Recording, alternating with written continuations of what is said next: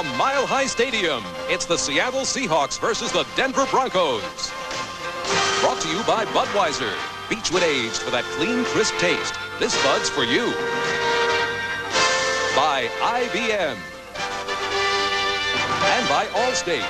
For home, auto, and life insurance, you're in good hands with Allstate. A summer-like Sunday in Colorado. It's in the 80s in the Mile High City as two of the NFL's best offer us an early assessment. Strengthen Seattle and Super Bowl finalist Denver before 76,000 football-mad fans. Another sellout, 130th in a row here in Denver. Last year in the AFC, it came down to the final game. Denver had gone on to qualify for the playoffs, would get to the Super Bowl, but in second place, the Seattle Seahawks actually were better than 8-8. They were 10-6. They won their last 5 and beat Denver 41-16. It's orange on orange, as Chuck Knox said. How high can you get this first game? He said, we're ready. And Dan Reeves with the same answer. The Broncos will get the ball first. We welcome you aboard. Dick Enberg with Merlin Olsen. 1987 begins in Denver. Ricky Nattiel can't feel that one as Norm Johnson roots it right out of the end zone. 20-yard line for the Denver Broncos, and here comes John Elway, the $12 million quarterback for the Broncos. Gerald Wilhite for Sammy Winder will start in the backfield with Gene Lang. The speedsters Jackson and Johnson on the outside with Clarence Kay, the tight end. The offensive line of Studdard, Bishop, Bryan, Ayers, the former San Francisco 49er, and Ken Lanier.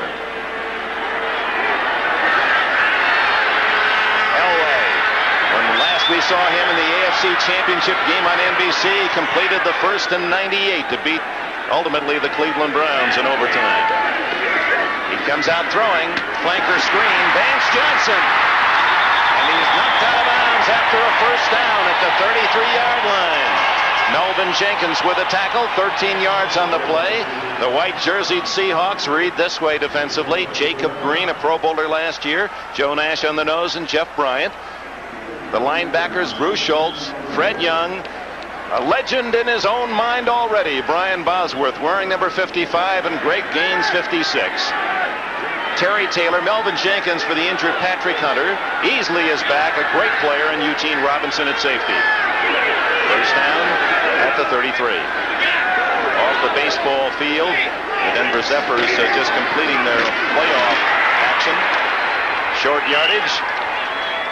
Into the thick of that Seattle defense, and Merlin Olsen, the linebackers, a story for both these teams. We have 7 rookie linebackers in this game, 4 for Seattle. Now, it will take a while for Tom Catlin to assimilate these young men into the lineup, but they are all physical players, and 3 of the 4 have great speed.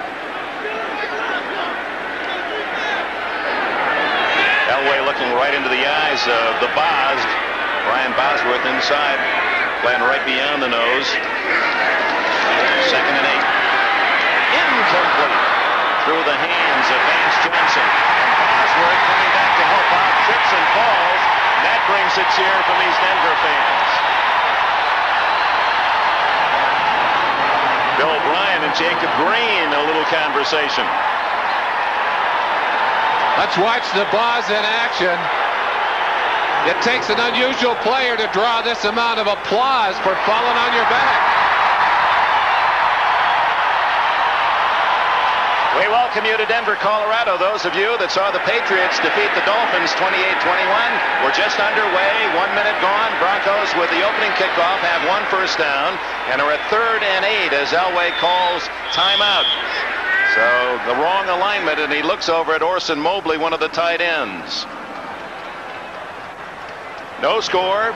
The Broncos with the football at their own 35-yard line, and it's a pleasure to welcome you to the beginning of our NBC coverage of NFL 87. Dick Enberg with Merlin Olsen. And I'm going to start with a compliment. Chuck Knox yesterday, we were talking about his team and Steve Largent, his great wide receiver, and he said he's only had 2 players in his 15 years of coaching that never had a bad practice day. Merlin Olsen and Steve Largent. And now if they could only play on the field. Now, he never said that to you when you were negotiating. No, he did not when we were negotiating contracts, but it was nice to hear that.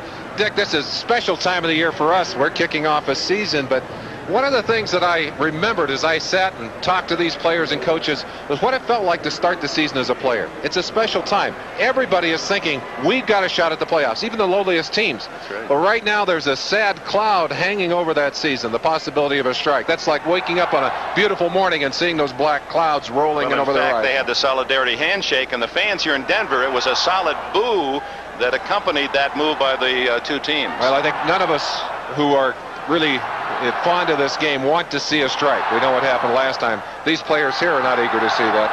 Let's hope it doesn't happen. Now let's talk about the importance of winning the first game. I mean, it's obvious you want to start off on the right foot, but it's more than that. This game is even more important because here are two divisional rivals. In fact, the two top-rated teams in the division. It's like playing two games in one. You not only can walk out of here with a W in your column, but you have put an L in their column, and they're going to have to overcome it. Well, Brian Bosworth, just as you were joining us, went down on a block from Bill Bryan. You saw he had 44 taped on his ankles, his old college number with the Oklahoma Sooners. He's taken 55. Michael Jackson, who retired at linebacker, now with NBC as a commentator. Third down play, 8 to go. Deflected, could be intercepted. Easley has it for Seattle at the 47-yard line of the Seahawks. So Elway's pass deflected at the line of scrimmage, and Easley, who was out last year with an injury, comes up with the intercept. Easley, one of the most dominant defensive players in the NFL, and that's the kind of play he'll give you. He reads this well. The thing to watch for is Easley's timing of his jump. Watch him as he stays down until the last possible second and goes as high as he can, like a baseball or basketball player going for the rebound. Dave Craig with Largent in motion. Kurt Warner cutting inside, spins for about 5 to the Denver 48-yard line. Let's look at the Seahawk offensive set. Craig, the quarterback. Warner, who had another big season last year for the Hawks. John L. Williams, a fine compliment, an excellent blocker. Largent, well, he's on his way to the Hall of Fame. Darrell Turner, the touchdown maker, and Mike Tice is the tight end. Offensive line is big. Mattis, Bailey, Bush, Millard, and Wilson. They average about 280. Second and 6. Warner again. Shy of the first down by 2 is Ricky Hundley, number 98, and Andre Townsend, 61, collaborated on the stop. Here are the men in orange, and oh, it is orange on orange here at Miles High Stadium today. Freddie Gilbert, he really became a very big player for the Broncos last year out of the USFL. Andre Townsend, Rulon Jones, an All-Pro. Simon Fletcher moves to linebacker. Ryan inside, Hundley and Mecklenburg. Defensive backs Haynes and Harden at the corner. Smith and Lilly at safety. Out of the shotgun, 3rd and 2. Looking for Largent. He's wide open at the 40, 35, and down at the 33. And Largent catching a pass in the 140th consecutive game, an all-time NFL mark, picks up 11 and a first down. I talked to Steve Largent. He said, you know, this is the first time we've ever played the Broncos when Louis Wright and I weren't matched up. Wright, of course, retiring. Well, he picks up right where he left off. Great season last year, his first catch of the regular season, and a first down. Again, to his adroit ability to be able to turn those defensive backs inside out.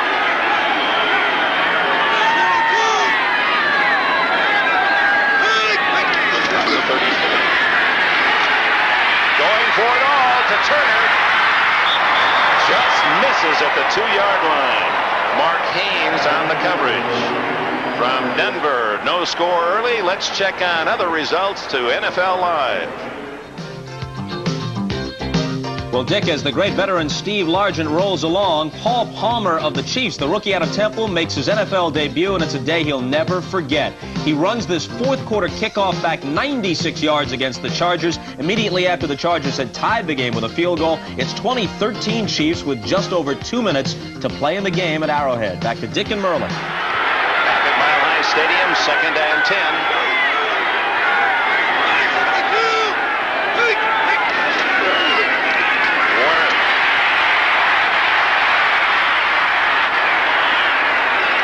Goes down after Warner, a hard-earned 3 or 4 yards. And let's check on the scores. Some of those early games now complete as New England beats Miami. Pittsburgh working on an upset of the 49ers at home. And the Jets trying to start off with a win, 10 up on Buffalo. Philadelphia, Washington, the Skins by 10. New Orleans leads by a touchdown in the fourth against the Browns. And Dallas with a slender advantage at St. Louis. 2013 Kansas City against the Chargers late. The Rams leading 16-3, and Houston has rallied to take a 1-point advantage, and Cincinnati a winner by 2. Tampa Bay, oh my, by 38. Minnesota a winner. And Raiders Green Bay no score, as is the case here in Denver. A face mask call here has given the Seahawks a first down on the 22-yard line. Just 4 minutes gone, opening quarter. John L. Williams, the big fullback. Nothing there. Simon Fletcher. Dennis Smith up from the secondary to tackle John L. Williams from Florida, #1 pick of the Seahawks last year. And he chipped in, complimenting Warner with over 500 yards rushing. They were the best 1-2 rushing combination in the AFC. Chuck Knox is an old offensive line coach, and he said, I want my linemen to be big and broad, about 2 axe handles across a piece, and he worked hard to put that line together. He finally has that big line, and he has his runners up in behind them to start powering some yardage here early. Open Turner, touchdown, Darrell Turner, and the Seahawks strike first.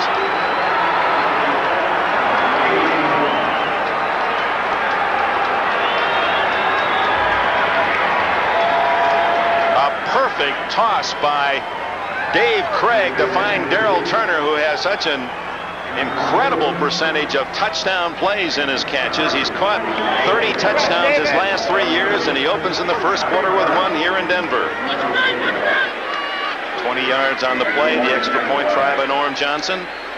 Jeff Kemp to hold. New backup quarterback to Craig.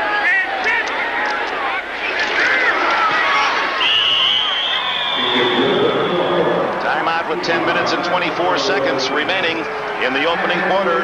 And the Seahawks, an easily interception, and then a drive by Dave Craig that leads to a 20-yard touchdown pass to Darrell Turner. Here it is again. Turner streaking in from the right-hand side. Watch how perfectly this is thrown between defenders.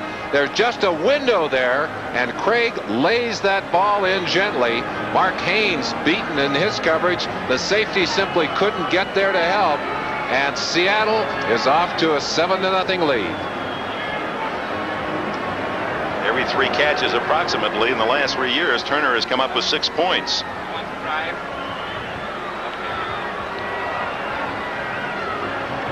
.53 yards on the drive in 3.5 minutes for the Seattle score. It took them 7 plays. Seahawks obviously trying to exploit some running weaknesses in that Denver defense. That's something that Dan Reeves had hoped to strengthen by moving some people around defensively. Lang and Natil drop back as Johnson will kick it off for Seattle. Natil, the brilliant rookie, is on the near side, number 84.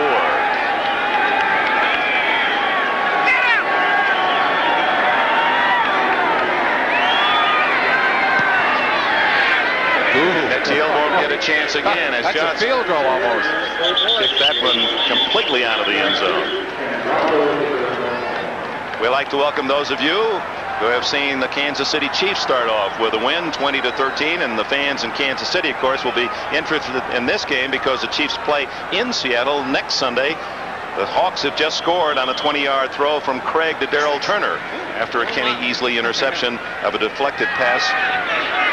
John Elway's pass knocked into the air at the line of scrimmage. Brian Bosworth and the Hawk defense watches Denver set up at the 20.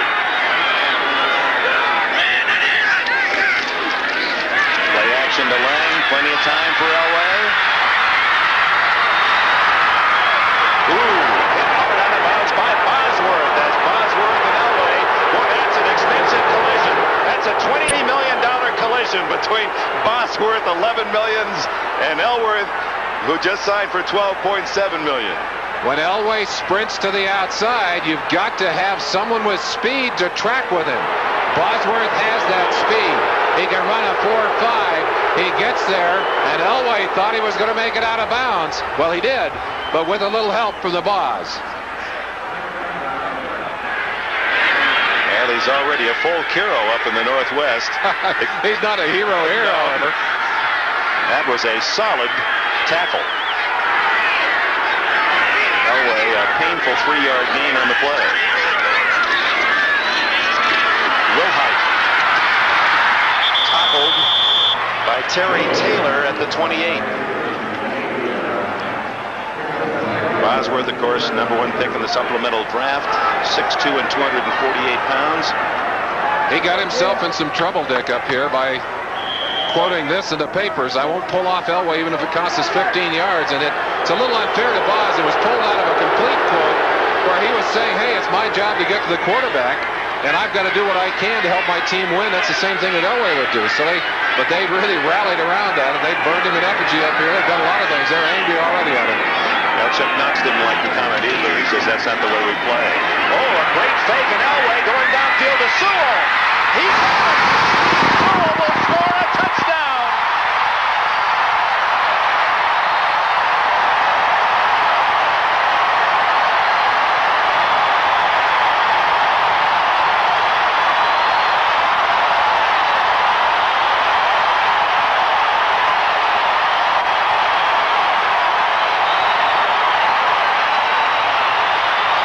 Taylor and Eugene Robinson covering Sewell.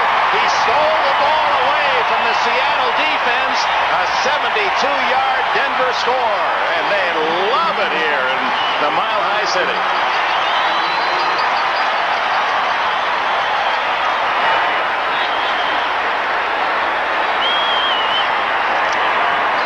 You might go all season long and not get one for 72 yards.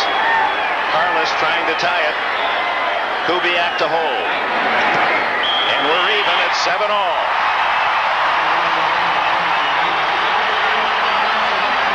This is what gives coaches gray hairs. You can't cover a receiver any better than the Seahawks covered Sewell. Even though the fake is here, it's a little fake into the line. It's well done. It deceives the linemen and the linebackers. Elway has time, but look at the coverage. Terry Taylor and Eugene Robinson right on top of Sewell. It doesn't matter. He strips it away from Terry Taylor, and the two defenders collide. Sewell ends up in the end zone. Taylor actually blocked his teammate away from the play as he tried to make the tackle. Elway liked it, you bet. A play last year in that critical win here where a defender and a Bronco receiver up, and the Bronco receiver stole a touchdown in that game as well. So it's 2 years here in Bronco Stadium, Mile High Stadium, that they've had that kind of play to put 7 on the board. So we played less than 6 minutes and already a couple of touchdowns. 20 yards, Dave Craig to Darrell Turner for Seattle, and Elway answers with a 72-yard connection with Steve Sewell. 3 plays, a minute and 10 seconds.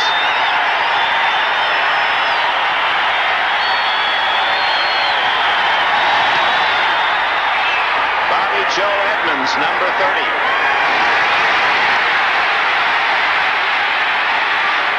And he's out to the 28-yard line. Edmonds, who played at Arkansas and was a fine return man all season as a rookie last year with Seattle. Made the Pro Bowl as a returner last year and ripped off a 91-yard touchdown against the San Francisco 49ers in the preseason. He is a dangerous return man, as is Ricky Nattiel for the Broncos, 2 of the very finest, I think, in the league right here today.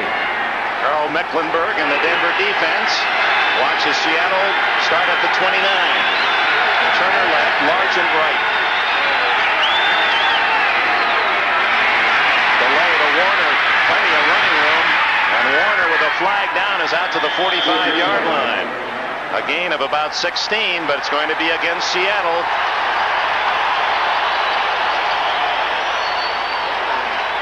Holding.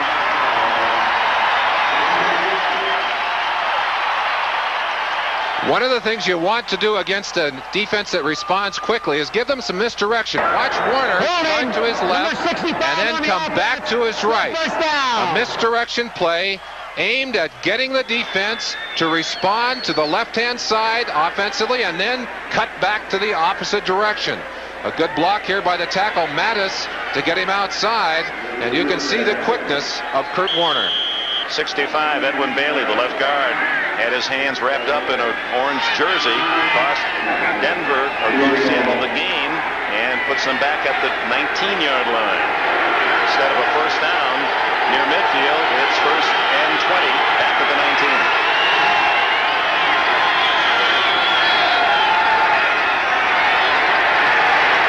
We welcome those of you who've seen New Orleans. Cleveland, this is Kurt Warner. Little flare pass, and he's knocked out of bounds at the 38-yard line. The Saints open this new season with a rare victory for New Orleans on opening day, and I know they're celebrating on Bourbon Street already. 28-21 over a fine Cleveland team. Warner picking up the yardage lost on the penalty for holding plus as he goes out to the 38-yard line where it will be second and short. We're 7-all. This is Dick Enberg with Merlin Olsen, Dave Craig, and Darrell Turner.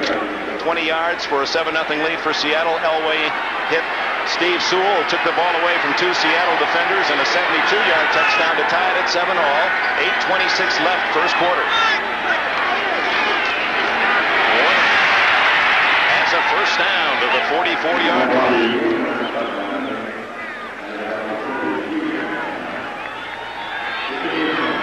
Warner, who had a big day against Denver, 192 yards. Final game last year. As you see the other finals, winners are New England, Pittsburgh, the Jets, the Redskins, New Orleans, St. Louis trying to start with a win against Dallas. The Chiefs have won. Houston upsets the Rams. Raiders Green Bay tied at 7 in the first. As we are here at Mile High Stadium before 76,000. Darnell Williams, big fullback. Out of bounds, and that tackle sustained a bit long, 4 yards on the play. Lilly, number 22, in the safety for Denver with a hit. After a very depressing Super Bowl performance against the New York Giants, there was a lot of thinking going on here. They wanted to structure this Bronco defense to give them more power. And to do that, they've moved a lot of people around. Those listed in white, Ricky Hundley, Dennis Smith, and Mike Harden, are the only Broncos in the same positions they played last year. There are new starters there marked with red. All the rest of those players have moved from one position to another. So a lot of changes on this defense. The primary theme there is Dan Reeves wanted a more physical defense. Ooh, what a touch. Warner into the open. What a marvelous play. And he's still on his feet to the 25-yard line. Kurt Warner, the All-Pro, threading his way through the Denver secondary. One of the things that separates Kurt Warner from other backs is his amazing ability to cut. Now that is not good. Warner is still on the ground, and they'll be concerned about him as they get them out. The doctor's out quickly. And he took a lot, not only from the Denver defense, but his blockers coming down to try to help out. He was right in the middle of a mass collision. 28 yards on the play. Let's see how he might have been hurt, Merlin. Let's check and see what happened. But what a marvelous run by Warner. Right at the end of the play, he's standing up, hit in the back by Jim Ryan. Of course, a very legal tackle as Ryan is pursuing the play. Mecklenburg, 77 there. Townsend, they both missed. He has that ability. Look at that quick leg movement as he breaks free. That's Mike Harden, who actually has him there. Tony Lilly, 22. Ryan, and I believe it was his own man, Brian Millard, 71, who stepped on his leg.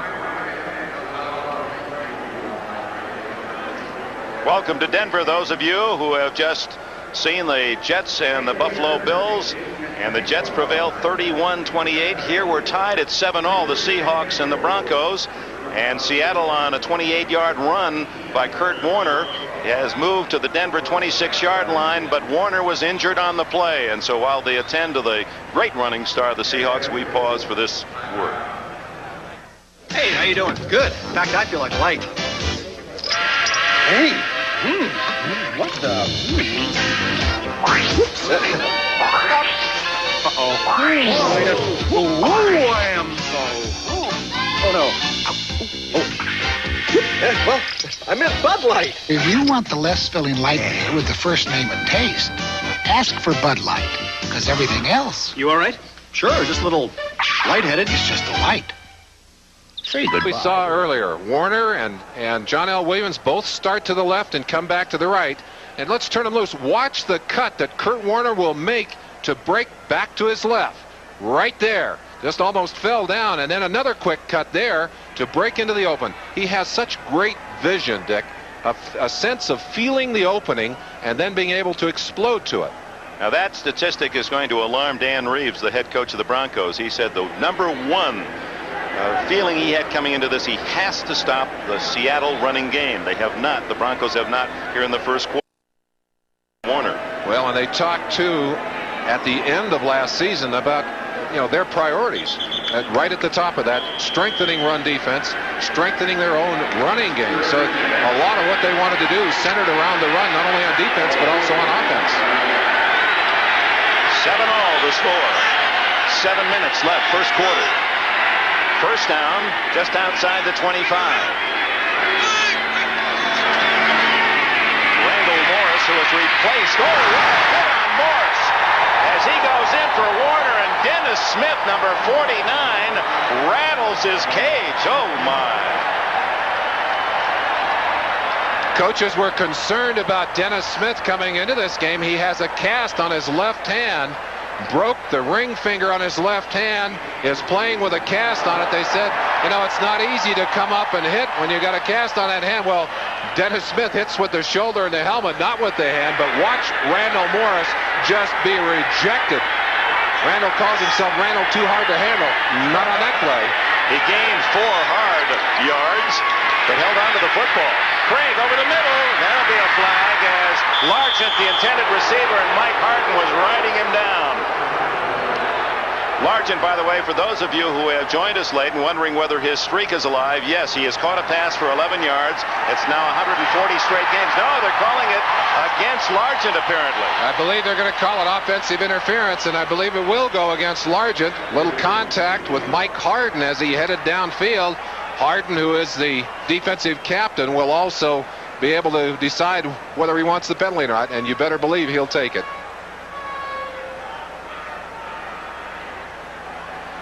Still trying to decide as Harden looks to the sidelines, and the coaching staff clue. Interference, number 86 on the offense. Oh, so it's not Largent. It's still down. Mike Tice, the tight end, downfield. There's Tice. Well, I tell you, that's a wrap-up. And that penalty went against Tice. Look at him. No wonder he's saying, what did I do? Ricky Hudley said, hey, can the guy wrap his arms around me? There definitely was contact. That's one of those where an official obviously had an angle that told him that it was Tice, and it may not have been Tice at all. So 3rd down and 6. Over the middle, wide open, and Butler can't handle it at the 15-yard line. A flag goes down, and there was after the ball was dropped, it appeared that Robbins threw an elbow at Butler. And a second flag dropped over there by another official. And that could be such a costly penalty. Denver had stopped Seattle. The pass incomplete would have forced at least a long field goal attempt. And after the play, the flags dropped. An aggressive move by Robbins, or it could have been someone else near. But it appeared that Robbins, as he went by Butler, there's the personal foul.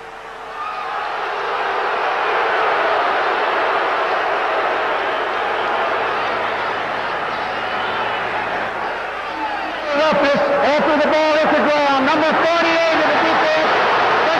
It was on Randy Robbins. Watch it here. Butler has turned around. There's no reason for that.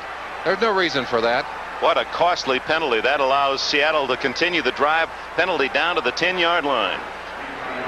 Anytime you take that elbow to the head and shoulders of the opposing team and an official is around, he's going to throw that yellow flag. Well, Butler was totally unprotected. The play was over. That was a proper call.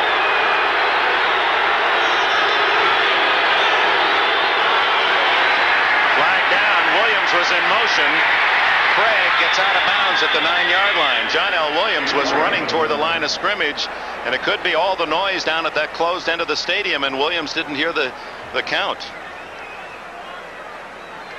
That'll be 5 against Seattle. Our 10-minute ticker, one of the additions to NBC Sports NFL coverage last year. And you know, for you around the country, it's nice to be caught up on all the scores. Some surprises today. Houston and the Steelers of the AFC, with 2 of those beating top NFC teams. 2 men moving at the snap by the offense. Still first down. John L. Williams was one of the 2. John L. obviously did not get the stat. As you could see, one man moving, a second man in motion will give you the automatic penalty. And of course that puts them out just outside the 15-yard line. And these are the toughest yards in football. Going in, there's not much room to work, especially against a defense that can be primed for those short yardage situations.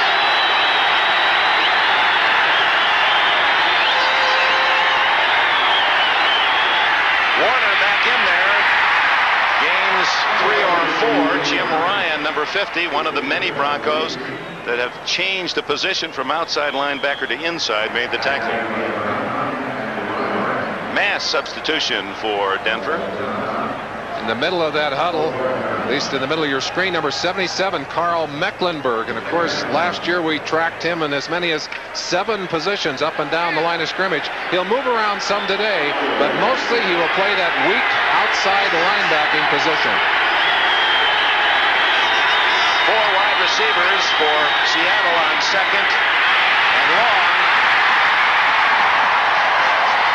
Andre Townsend in the midst of matters at the 10-yard line. Almost a quarterback draw, a design play by Dave Craig. And if he hadn't run into his own man here, Rulon Jones pinches, pushes the tackle inside. If he's able to pop there, he's got about 15 yards of clear sailing down the field. The Broncos all in man-to-man. It would have been tough to stop him until he got down to about the 5. 2-yard gain, 3rd and 10.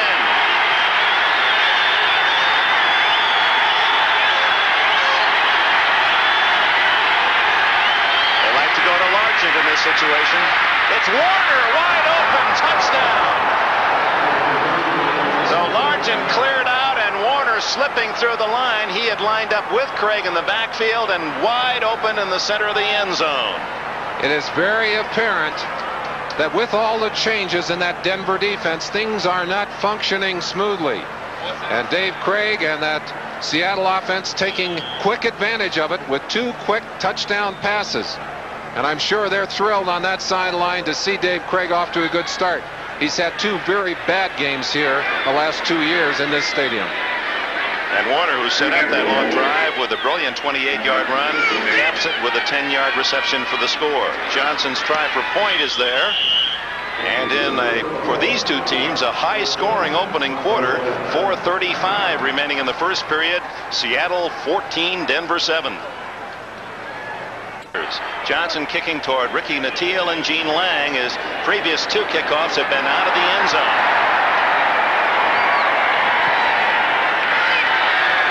This one a little shorter. Nattiel 3 yards deep. He'll sit on it for the 20-yard line. The touchback is called.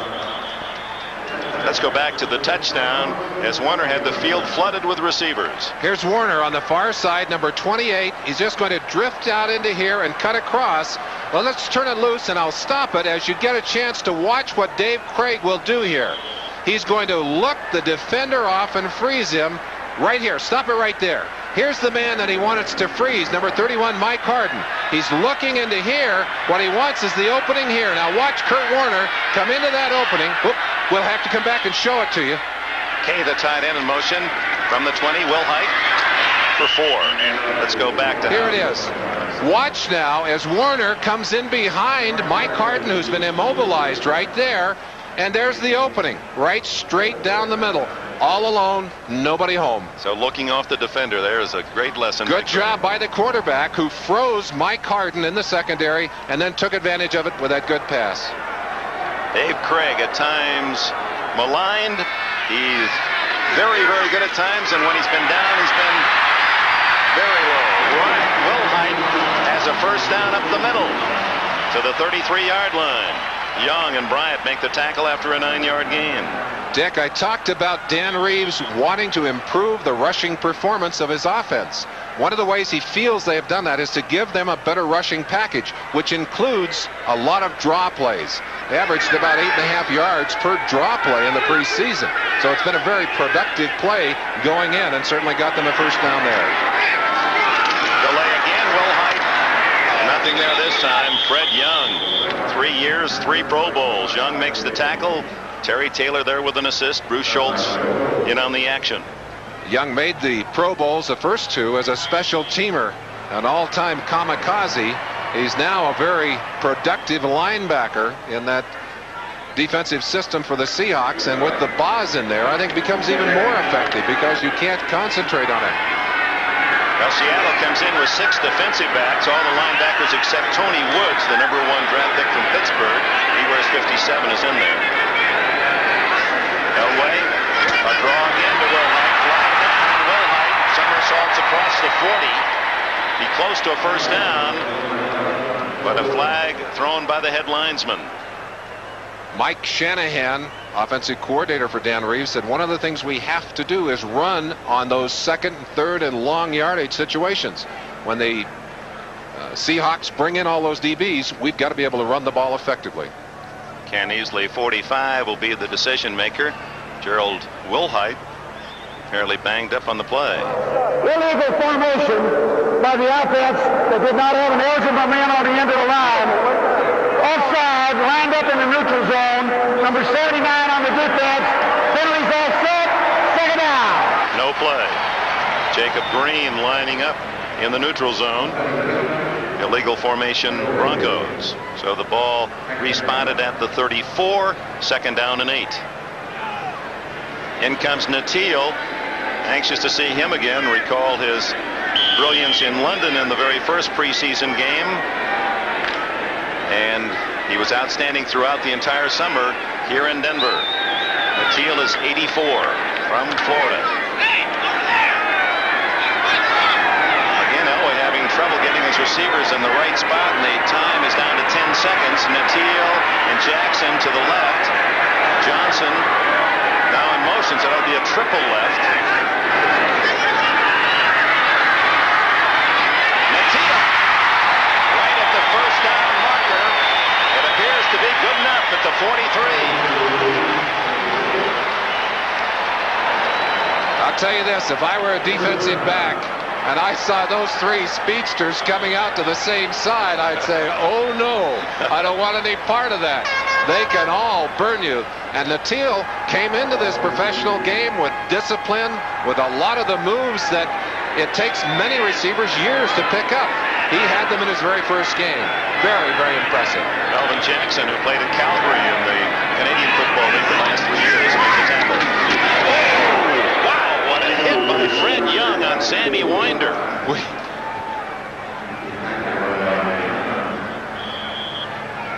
14-7. Denver trailing Seattle late in the first quarter, and the only other late game today, I guess that's a corrected score. The Raiders in Green Bay, no score in the second. A reminder to our viewers, we'll be selecting the Budweiser Most Valuable Player. We'll announce that at today's conclusion.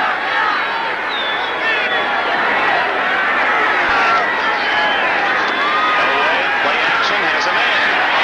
Lance Johnson, and a first down at the Seattle 45.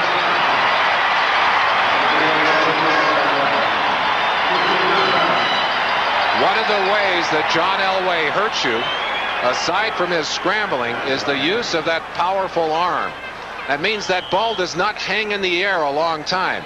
And when you throw a timing pattern like this, it's almost impossible to cover. That ball was thrown before the cut by Vance Johnson, and look how quickly, even in slow motion, it gets out there. No chance to cover it. First down at the 45, final play probably of the first quarter, unless a penalty or incomplete. Lawrence Kay to the 30-yard line, another Denver first down, and the Broncos are on the gallop. The end of first quarter here at Mile High Stadium, and it's been all offense. Seattle 14, the Broncos 7. Denver, they're hot items. Boz Busters, the land of Boz. No Bozos. They got that one here.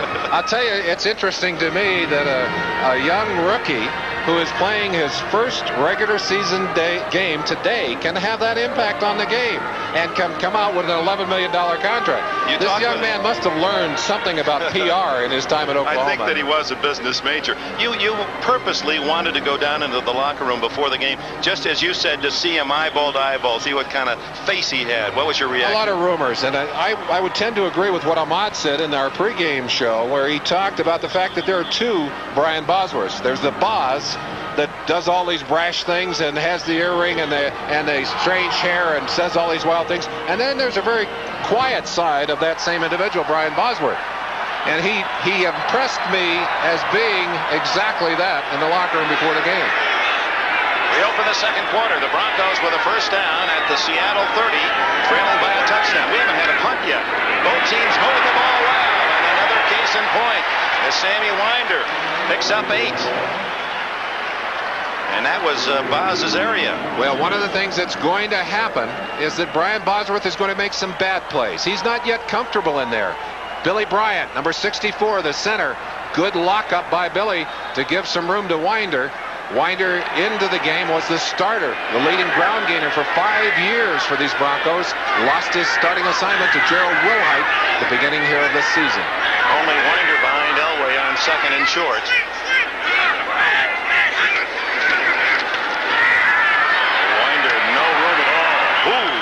Jeff Bryant, or Joe Nash it is, came up quickly to nail him. Nash from Boston College, a free agent pick, and beat out Tuiasa Sopo, and in his second year was a Pro Bowler. One of the things you'll see very quickly, rushing yardage for the Seahawks, not as impressive as it was early in that first quarter. 63 yards to 25 for the Broncos, and most of the Bronco yardage on draw plays. Passing yardage 120 for the Broncos, only 60 for the Hawks, but 2 touchdowns among those Seahawks, 60 yards. Big play, 3rd and 7. Elway will use the shotgun. Jackson in motion. Flag down.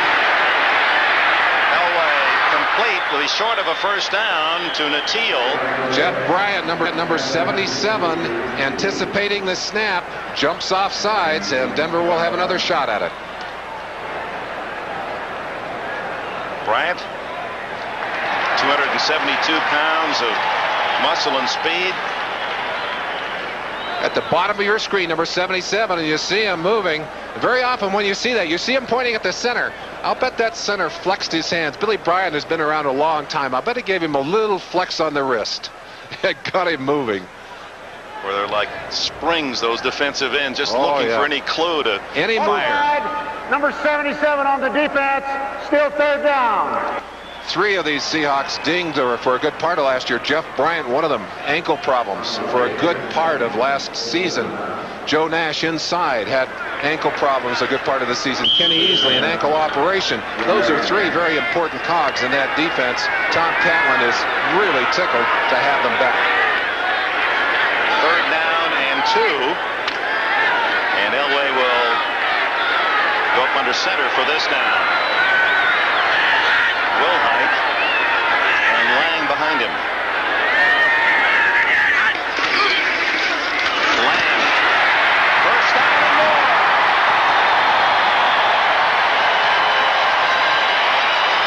Robinson and Taylor finally ride Gene Lang to the turf, and the Broncos get 4 more downs, trailing 14-7 early in the second quarter. During 1986, in most situations like this, Elway would have been trusted to go to the air. Here he goes to the running game. They feel they have to reestablish the strength of that running game. Gene Lang, not a big back, but you can see runs with real power, picks up the first down. Lang 5'10", 196 pounds. Wilhite penetrates the 15-yard line, and a flag is down.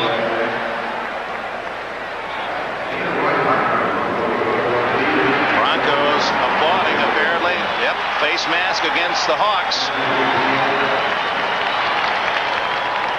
Second face masking call of the day. Face mask, number 58 on the defense, still first down. Through Schultz, and the penalty takes it inside the 10, where it'll be first and goal for the Broncos, trailing 14-7, 12 minutes, 18 seconds remaining in this second quarter. You see the baseball infield still intact. They'll sod this field beginning tomorrow and could have an impact in the game. A possible field goal that would be in that medium range where you have to kick off the dirt. Footing is not good for a running play to that side either. I'd expect him to run back to the grassy side, which would be to the left. Away. Throws it away. Joe Nash pressuring the multi-millionaire Elway. You saw the shot by Boz coming out. Boy, he just about took Elway's helmet off here. Nash pushing from the inside, from the back, but it was really the Boz, number 55, who decked Elway on that play, and Elway, realizing who it was, bounced up and ran back to the huddle. Here it is, right here. There's the shot, Dick. And he came close to getting a penalty on it because he did go up toward the helmet. 12th play of this drive as the Broncos endeavor to tie. Wilhite, fumble, wide open. This could be a big play. Fred Young has speed. One man to beat is Elway. And Elway makes the tackle at the 45-yard line. How do you do in a good open field play for Elway? A heady play by Fred Young, who's pointing out to Melvin Jenkins, hey, don't worry about the guys behind me. Get upfield and block Elway. He's the one that's got a shot at me. We'll show it to you when we come back. So the Seahawks, great on the turnovers, have the ball at midfield. Have you driven a Ford lately? By Old Milwaukee and Old Milwaukee Light, it doesn't get any better than this. And by Castrol, the motor oil engineered for today's smaller cars. Welcome back to Mile High Stadium. Dick Enberg with Merlin Olsen. A big turnaround for the Seahawks. Here's the fumble by Wilhite. Watch 55 Bosworth. Right in the middle of your picture, number 55. Good reaction. A good hit. He and Gaines smashed that ball out of there. We'll show you the rest of that play in just a moment. Young went 44 yards, scooping up the fumble. Seattle begins in Denver territory. Kurt Warner outside, 35, 25. And Warner finally out of bounds at the 15-yard line, at the 15. Warner again dazzling the Bronco defense with his footwork. Here's the fumble play. The last play, we'll go quickly through the first part of it where you see the fumble. Now, watch when Fred Young picks up this ball and heads upfield. He sees that he's got... Well, we won't see it. We're not going to see it that way. But he spotted Elway. Here he is, upfield. Watch him. He points it out. He said, go block Elway. Go block Elway. Telling his defensive back to get upfield, put the block on Elway. They didn't get him, and Elway made the tackle. Saved the touchdown, but Warner with another gain of 29 has a first down at the 15 of Denver. John L. Williams to the 11, maybe the 10, a pickup of 4 or 5. This is an unusual play because you don't usually find your quarterbacks going in there and taking on defenders and taking down a linebacker, and that's exactly what John Elway did. Well, yesterday Chuck Knox was talking about Elway's speed. Because he's so big and he has a lumbering stride, he's deceptive. He ran right by a cornerback. He wanted that tackle, and he didn't give any angle for a block. I think the best way to describe him as a gamer. He does whatever he can to help his team win. 2nd and 5 from the 10. Seattle trying to build on a 14-7 lead. Warner. And he made 3 out of a play that appeared to have nothing written all over it. Greg Cragen, the nose tackle, makes the stop. Warner goes into each of those running plays with a clear look. He can go anywhere he wants to go. He's free to pick any hole he wants to pick. His offensive linemen come off. They try to create gaps, and Warner may break from one side all the way to the other. Freddie Gilbert, an injured leg, is down for Denver. Timeout, 14-7 Seahawks. Gilbert left under his own power. They're taping the right ankle. A reminder, next Sunday Week 2, they've got some outstanding matchups. Always a great rivalry. The Steelers at Cleveland, and the Browns, after losing today, will be angry. Miami, Indianapolis. Houston, upset win over the Rams today at Buffalo. Denver will be playing at Green Bay. Merlin and I will be up in Seattle, Washington, as Kansas City, a winner today, plays the Seahawks. It is 3rd and short for Craig. Out of the backfield, Largent. And Seattle will be forced to try the field goal.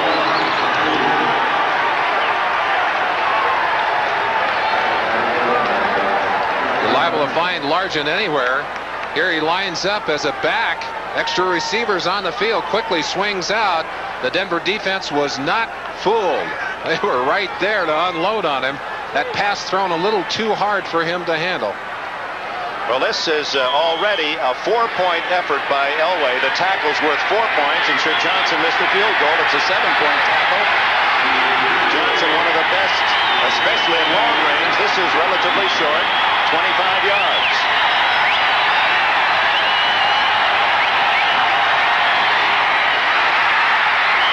It just did squeak over the crossbar. Simon Fletcher appeared to get a piece of it.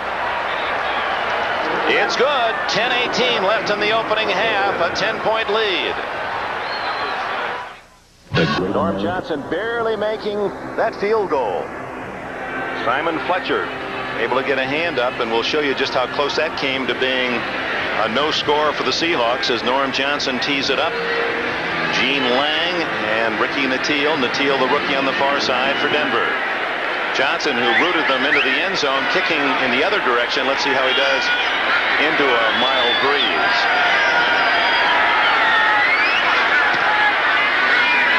Well enough. Nattiel to the 22-yard line. Let's go back to the field goal by Johnson. Let's take a look at Simon Fletcher, number 73. He drives in. He really doesn't get a great deal of penetration. The secret is the timing of his jump.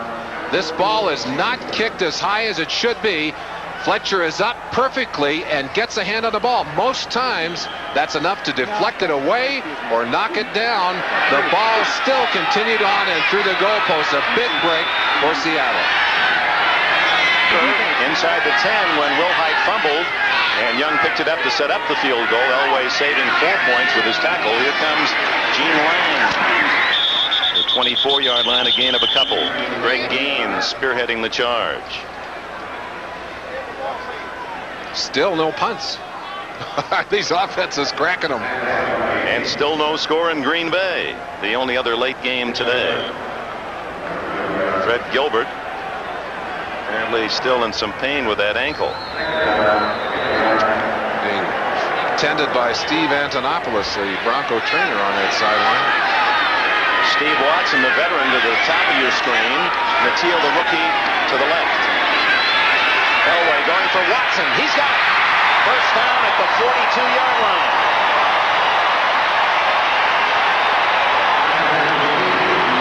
Watson's first catch. He's been their leading receiver 5 years amongst receivers. And Watson will do for Denver what Largent does for Seattle. The controlled patterns. The discipline, taking advantage again of Elway's strong arm to hit that one right on the sideline. And again, perfect timing. So hard to cover a man when that ball is in the air before he makes his break.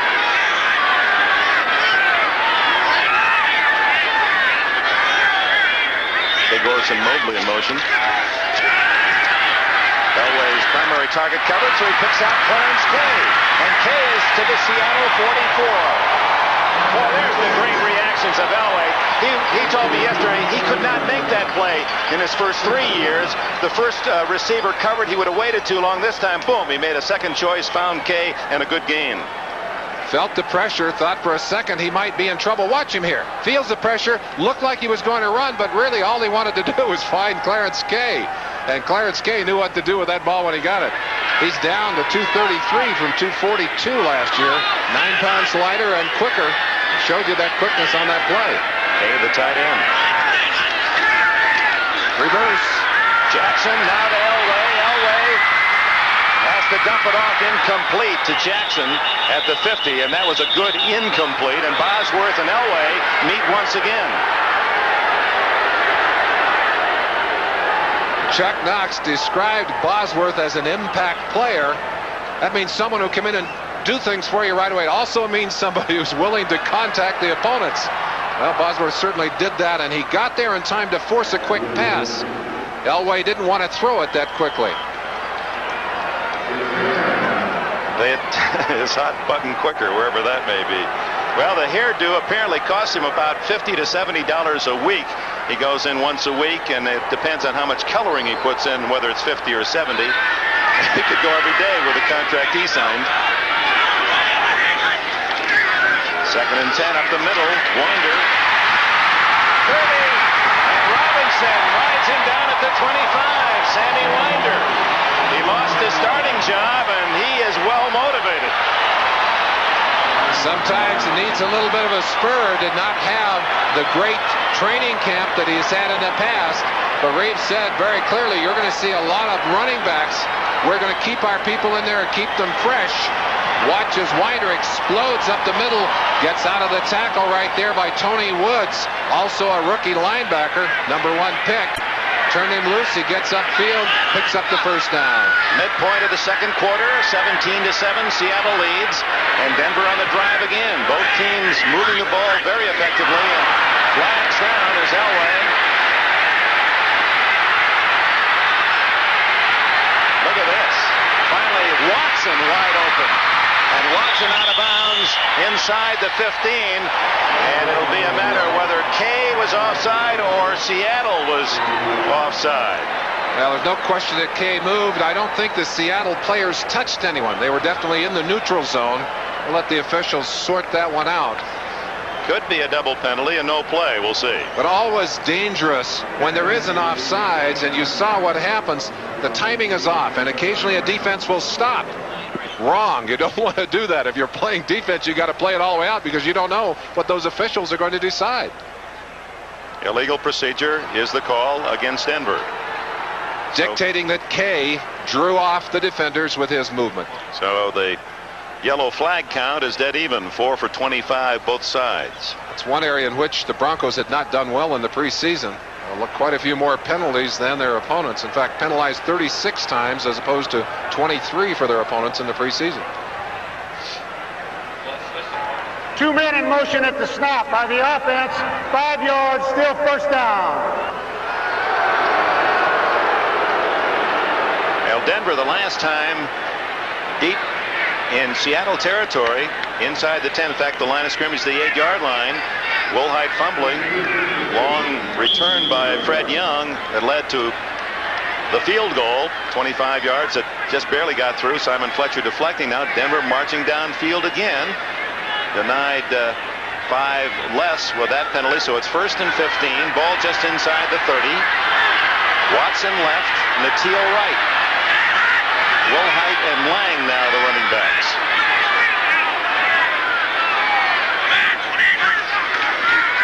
Lang.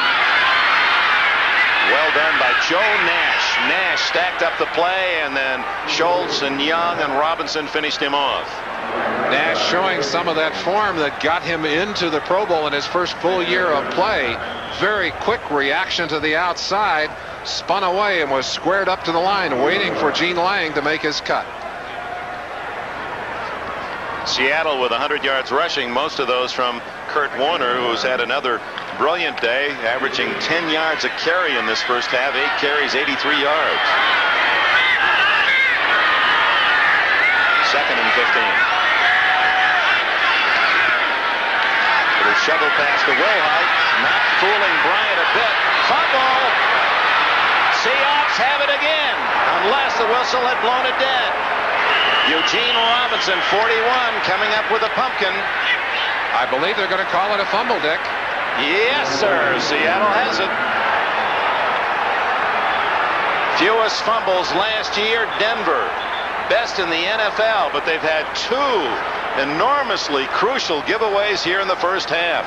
Watch this great play by Jacob Green. Read the play perfectly, got off the block by Sewell right there and strips the ball.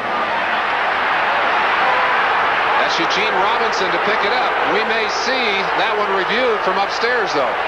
Gerald Wilhite fumbling for the second time. Gerald Wilhite limping off, his knee crushed by Green as he made the tackle, and the officials have overruled, the replay official has overruled that this is not a fumble. Watch, is the knee down before the ball is out. There goes the knee. Jacob Green's body driving that knee into the ground, and there was a question as to when that ball came loose. The officials deciding that that knee tapped down before the ball came loose. I'll tell you, the worst havoc caused by the injury, that looks like it might be a hyperextension or a stretching and straining injury to Wilhite's knee, and he of course is their starting tailback in that offense right now, and leading receiver last year, 64 so catches. you don't want to lose that kind of player, but you do have the ball back in your hands. The ball ruled dead then at the 31-yard line, where it is 3rd and long. Still no score. The Raiders at Green Bay in the second period. Here it's 17-7 Seattle, and Denver gets a second chance on 3rd and long. 3rd and 16.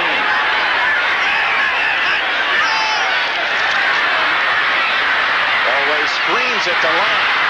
25, 20, and down at the 19, short of the first down. Boy, did you see the speed of the rookie Tony Woods from behind? He was gaining in a hurry on Lang, and Woods saved the first down. Dick, because of the kind of scheme that this team uses, watch Lang. Now, he is always in that position, waiting to pick up as a blocker. This is a middle screen. They'll let the defensive lineman through. Lang is just going to fake the block and slip up inside. They need the block on Bosworth, which they get from John Ayers, to make that play go. Rich Carlos will try a 37-yard field goal. Kubiak to hold, but he's kicking off that infield dirt.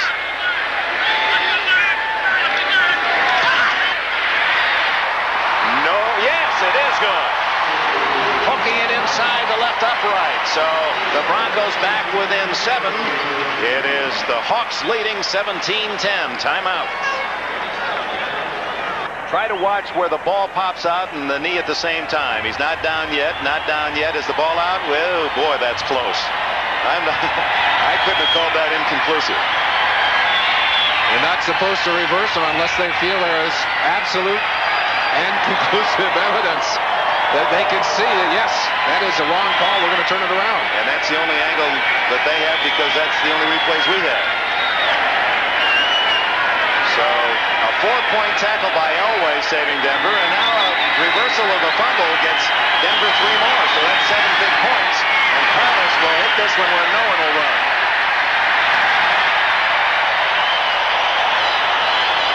It's 17-10. Seattle here at Mile High Stadium. Let's go to NFL Live in New York.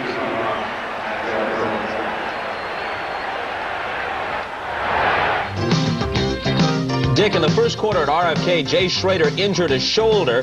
His status for next week against Atlanta uncertain. Doug Williams relieved him through 2 touchdown passes. This was the last one, 39 yards to Art Monk in the fourth quarter. It was the game winner. Washington goes on to prevail 34-24.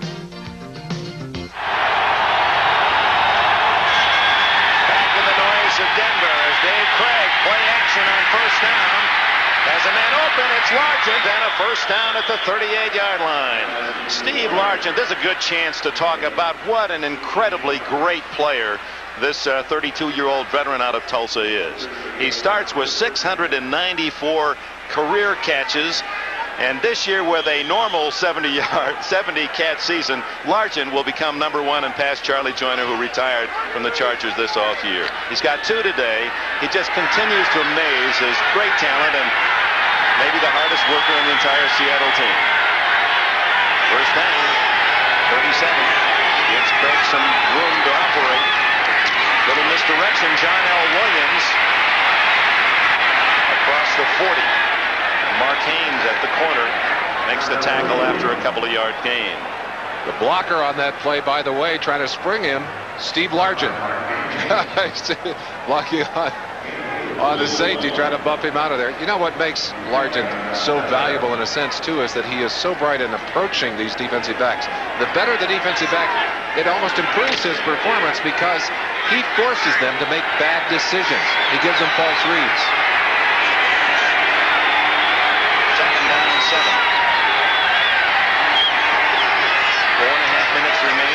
quarter. Warner with blockers. But Mecklenburg got there for no gain. Carl Mecklenburg from Minnesota. Pro Bowler the last 2 years. Number 77. He's been moved to the outside, although he lined up inside at an inside linebacking position on that play. We mentioned he would be moving around today, but not as much as he did at the end of last year, and not as much as he will later in the year. But he was right there from that linebacking position to put a hat on Kurt Warner. 3rd and 7. 4 wide receivers for Seattle.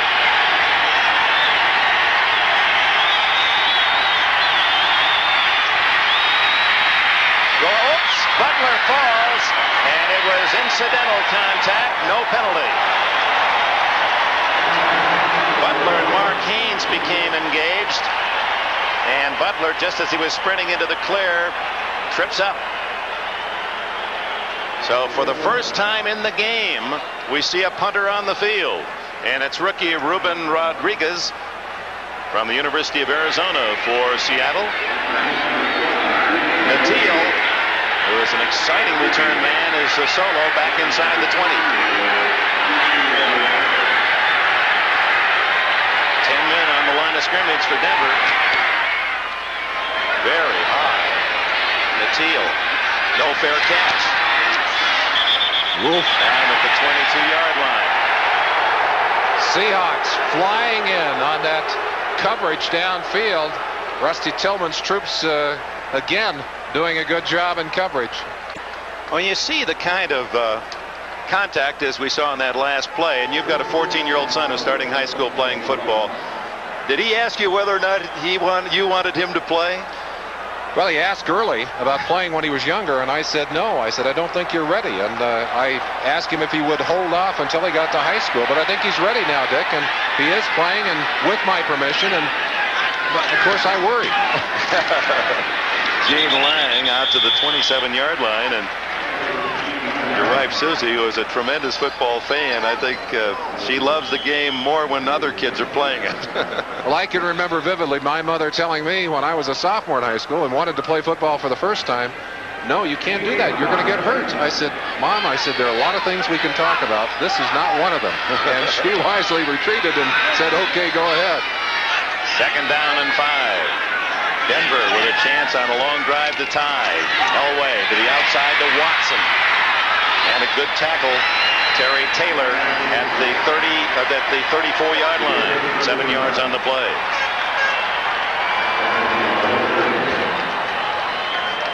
The Raiders have broken the scoreless tie in Green Bay. Tried to work out their quarterbacking problems. Rusty Hilger, of course, the man they want to start, still the shadow of Mark Wilson on his shoulder. Elway to Watson. First down at the 49 of Seattle. 17 more for Elway. 2:22 left. You saw him look at the clock. One of the difficulties of playing against Dan Reeves and this Denver offense, they do so many different things. They bring their plays each week with a new look, and they've got all kinds of ammunition to work with. And there's the big gun Elway over the middle. Left for the 43. Pickup of about 6. And that'll take it to the 2-minute mark. In fact, down to 1:57. The 2-minute timeout here in Denver, Colorado. A 7-point game.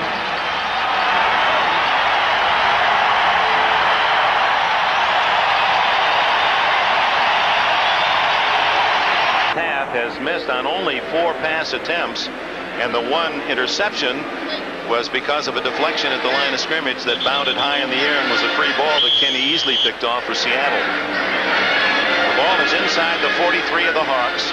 1 minute 57 seconds remaining in the first half. And of course, NFL Live with Bob, Ahmad, and Paul to bring you up to date on all the top plays of the early games, scores, and highlights. So stay with us. Denver trying to create another one and tie it up before the intermission. Draw, winder to the 32.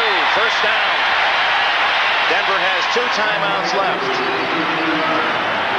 Bosworth and Gaines, 2 linebackers on the tackle. They expected the pass and got the run. Good mix on the plays. 11 yards. Elway. Incomplete to Lang at the 25. Greg Gaines on the coverage. Talked with Elway yesterday, Merlin, and I asked him about his baseball experience as a Stanford baseball star, and of course playing outfield in the Yankee chain for a year. I said, what carryover from baseball can you apply to football? He said, well, mental toughness. You think about football being the tough game physically and mentally. He said the mental toughness to play every day and swallow those 0 for 4s and be ready the next day and try to understand why the line drives are being caught. He said that's helped me in football. Consistency. Yeah, you see what Chuck Knox thinks, and this is where he's most dangerous. That was not a good pass. It looked like it got away from him. Incomplete. Melvin Jenkins on the coverage. Lang again the target, and that'll bring up 3rd and 10. Elway has always had that great arm, Dick, and we talked early in his career about that sometimes working against him because he thought he could throw right through the coverage. You saw him right there throwing right through the receiver. You see them going on 3rd and long here. But the thing that always impresses me about Elway is that he can take a broken play and make a big play out of it. I think it's that special ability that makes him so coveted by the general managers and the coaches around this league. 7 seconds on the 30-second clock. 4 seconds. 3rd and 10. There it is. There's the scramble. And he won't pick up the first down as he collides with one of the members of the press along the sidelines. Actually, a yard marker. They moved those yard markers way back. Elway had a defensive back coming up hard on the outside. Figured he was going to get hit. He didn't. It was David Hollis who was coming up, number 25. Hollis misses him, doesn't touch him, but in avoiding Hollis, Elway wiped out the guy who had the yard mark in his head. Elway, who rushed for 257 yards to lead all the AFC quarterbacks last year, gets 7 on that, and Carlos to try a long one. Carlos made one earlier off the dirt, but last week missed 2, a 45 and a 47-yarder off of that dirt infield. And this one will be 43 yards.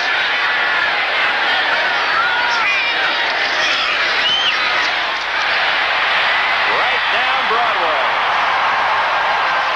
17-13. Officially 42 yards for Carlos.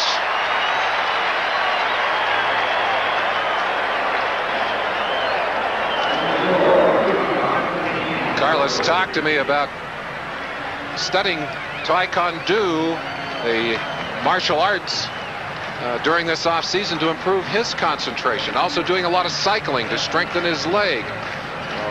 I tell you, those kickers are still a special breed, Dick. We got 2 left-footed punters and a barefoot kicker in this game. They are indeed strange folks at times. They do create good party conversation. Yes, don't they do. Yeah. When in doubt, invite a kicker to your next cocktail party. 1:17 seconds remaining, and Seattle has all of its 3 timeouts left. So we'll see how Knox and his quarterback Craig plays it. It appears they'll start from the 20 because going from right to left in this first half, the men kicking off have been able to kick it out of the end zone. Just in case, Randall Morris and Bobby Joe Edmonds. Edmonds on the near side, deep for Seattle. Bright sunshine, 80-plus degrees in Denver. Oh, this one's short. Edmonds coming up to field it. Oh, knocked away, and Denver has recovered. Mark Munford, number 51, a rookie.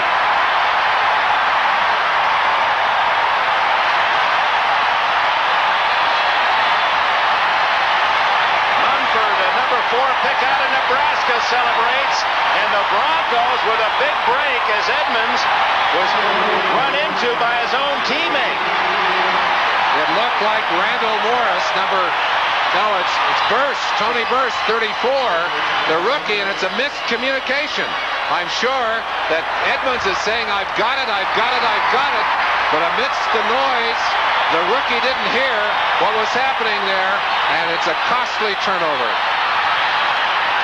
Timeout for Seattle. I think they had only 10 men on the field.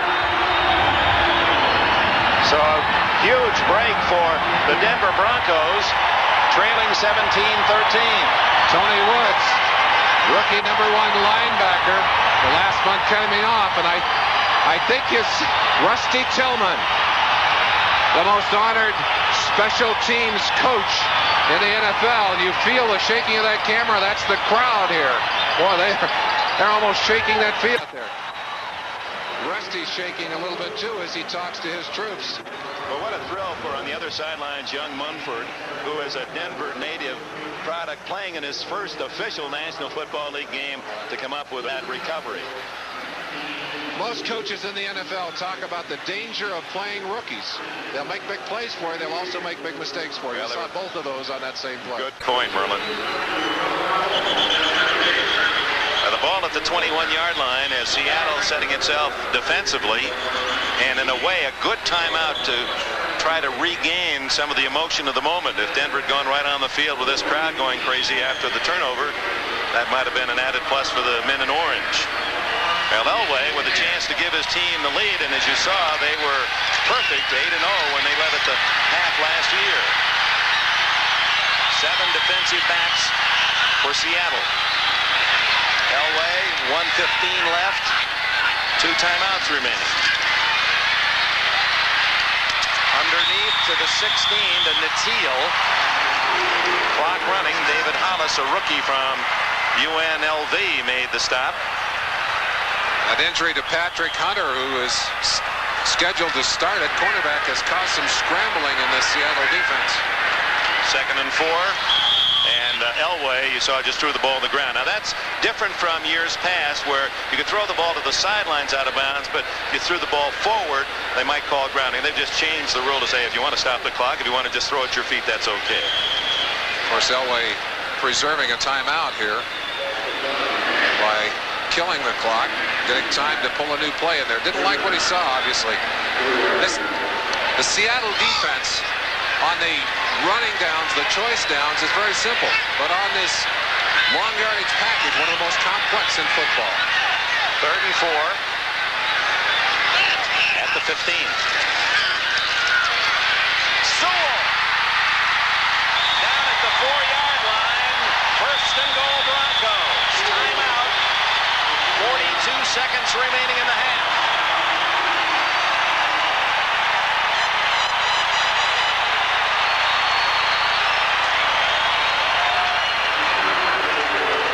First half.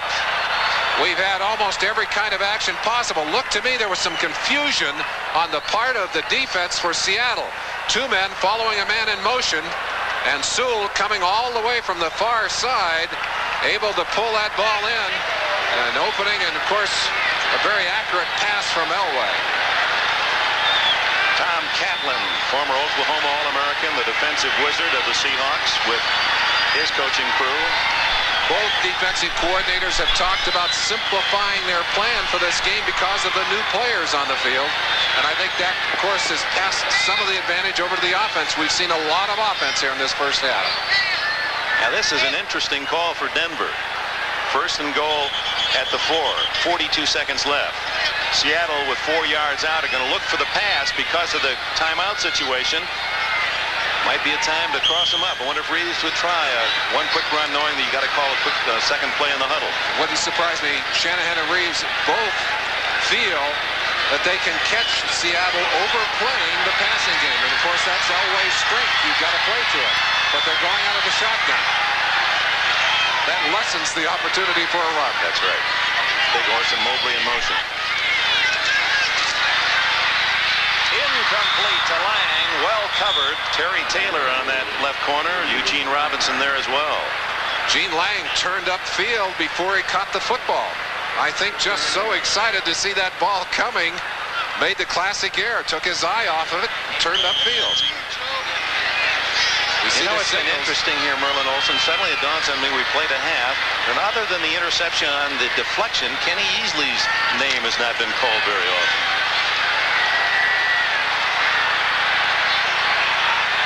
Doesn't happen in many games. 1 timeout left for the Broncos. There's the quarterback draw. And Elway goes down at the 4-yard line. No gain. Kenny Easley. There he is. That's like getting an extra blocker into the game, and I've always felt that that was the most dangerous play to play as a defensive lineman. That's the second time we've seen it in that territory. You remember the Seahawks tried it earlier, did not get it off, and Elway, sensing there was no chance to get into that end zone, slides to kill the clock. But it was a wise call. One, he knew Easley was going to drill him, and he's going to get down. Easley was in great position for the play and secured the tackle, and that's the last timeout for Denver. Dick, you mentioned Kenny Easley not getting as many calls in this game as we're used to seeing. One of the reasons Seattle respects the fact that Denver will use their tight ends and position them in places where Easley has to cover him, that take him out of the tackling game and out of the support game on the running game. In other words, that strong safety has to watch the tight end, and so they'll put Kay wide or send him in motion to try to get Easley away from the play. Kay or Sewell or Mobley, and sometimes they line him up way away from the play, knowing that they're going to be able to get Easley out of position to make a play against the run. Play 10 on 10. 32 seconds remaining, and Denver now must throw. No timeouts left. 3rd and goal from the 4. The Broncos trying to take the lead at 17-13 Seattle.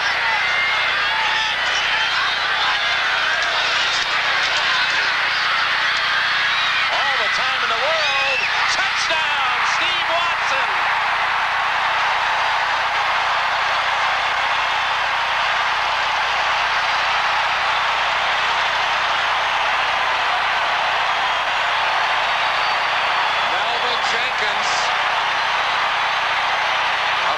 They brought in out of Canada. Could not cover the great Steve Watson, who has had so many productive years in Mile High Stadium.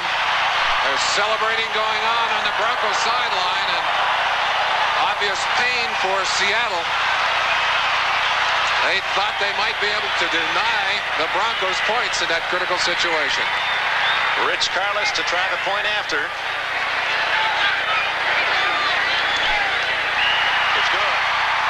So from 17-7 down in the second quarter, the Broncos have rallied with 13 unanswered points to take the lead.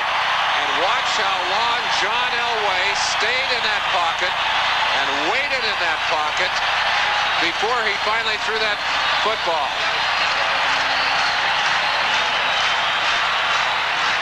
We'll give you that replay in just a moment. These fans celebrating as they should. That touchdown. Watch Elway. Elway getting some great protection here. Watch him just stay in that pocket and scan his receivers. Waiting, waiting, waiting. And finally, that high pass. Watson snaring it.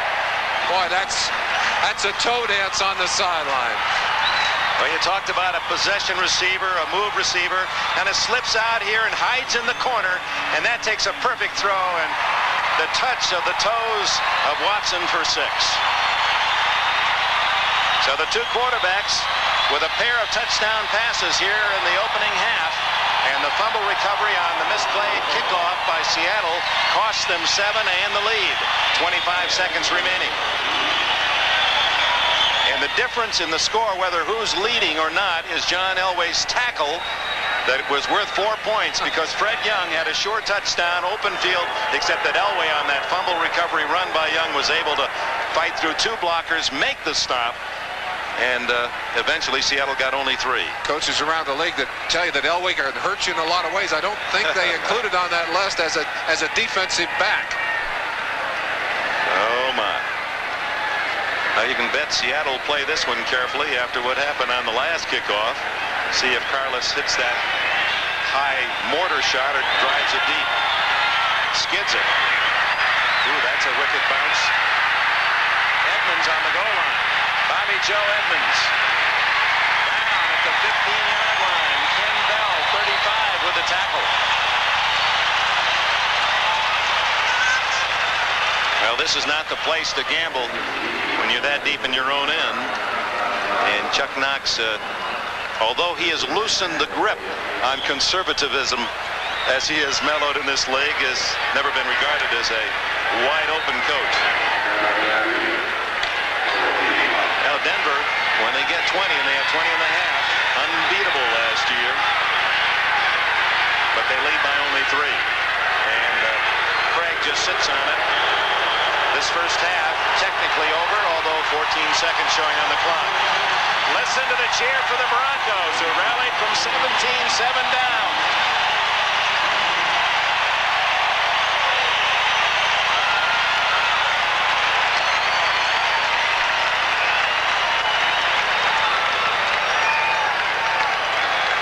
Protection accorded to the Seattle players as they head off the field.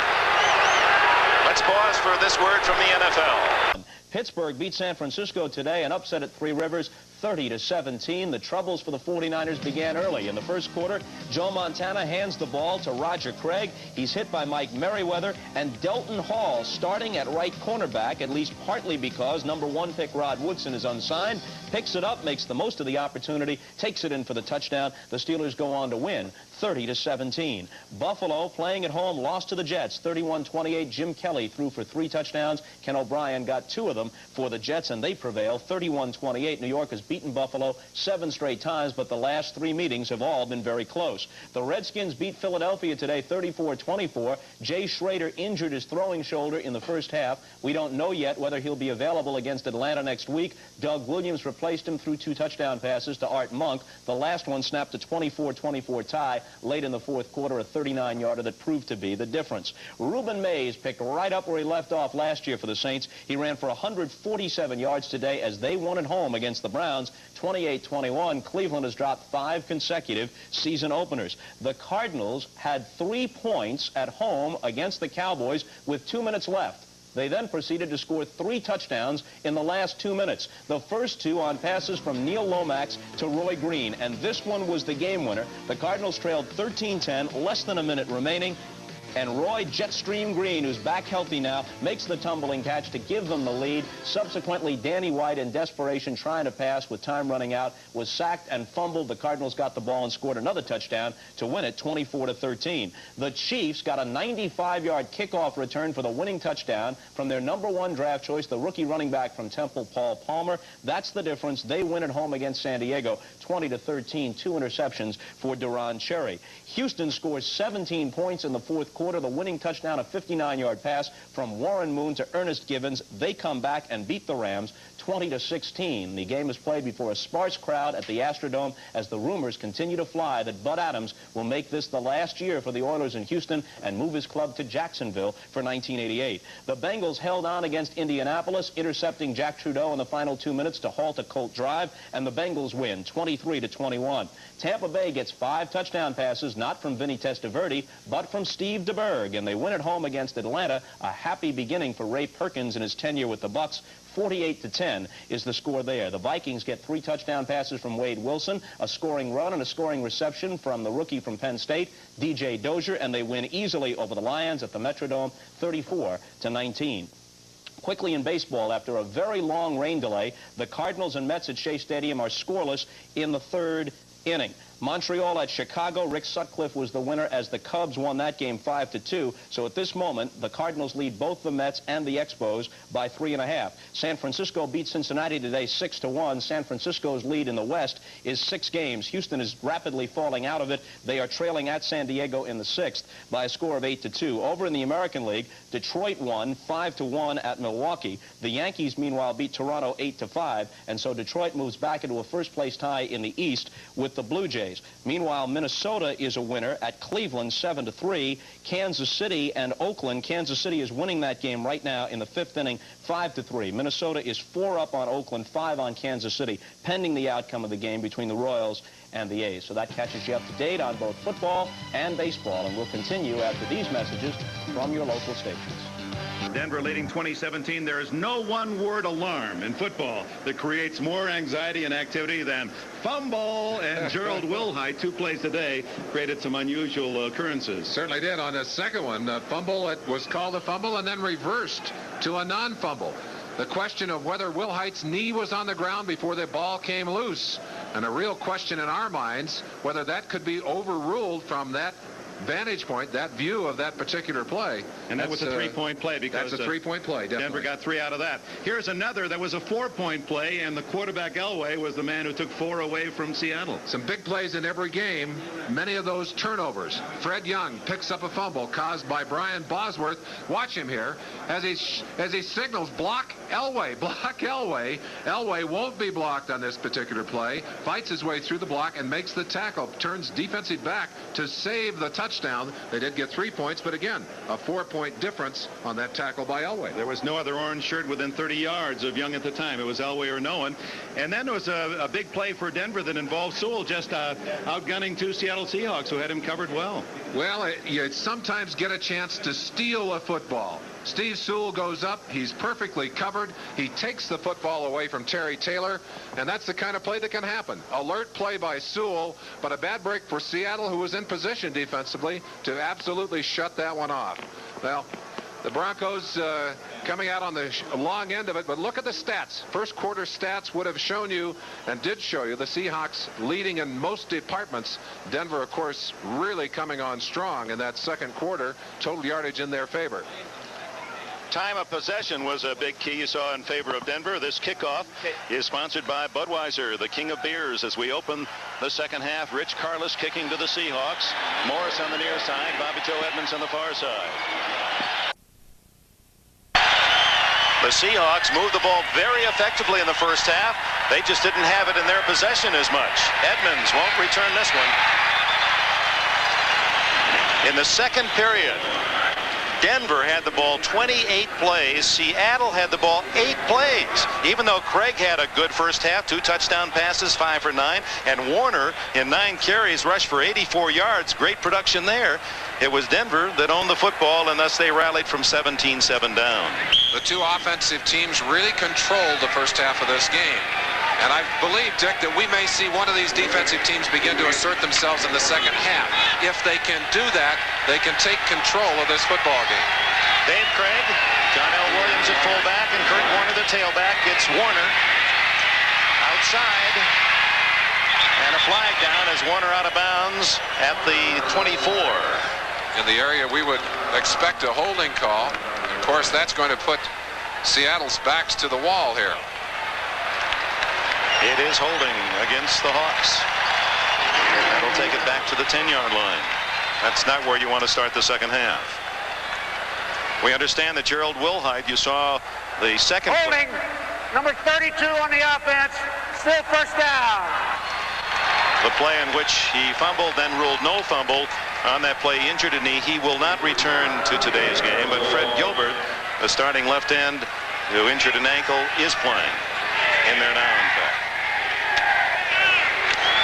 And we'll take that back. Walt Boyer, 65, is at that left-end position, but the word is that Gilbert can play.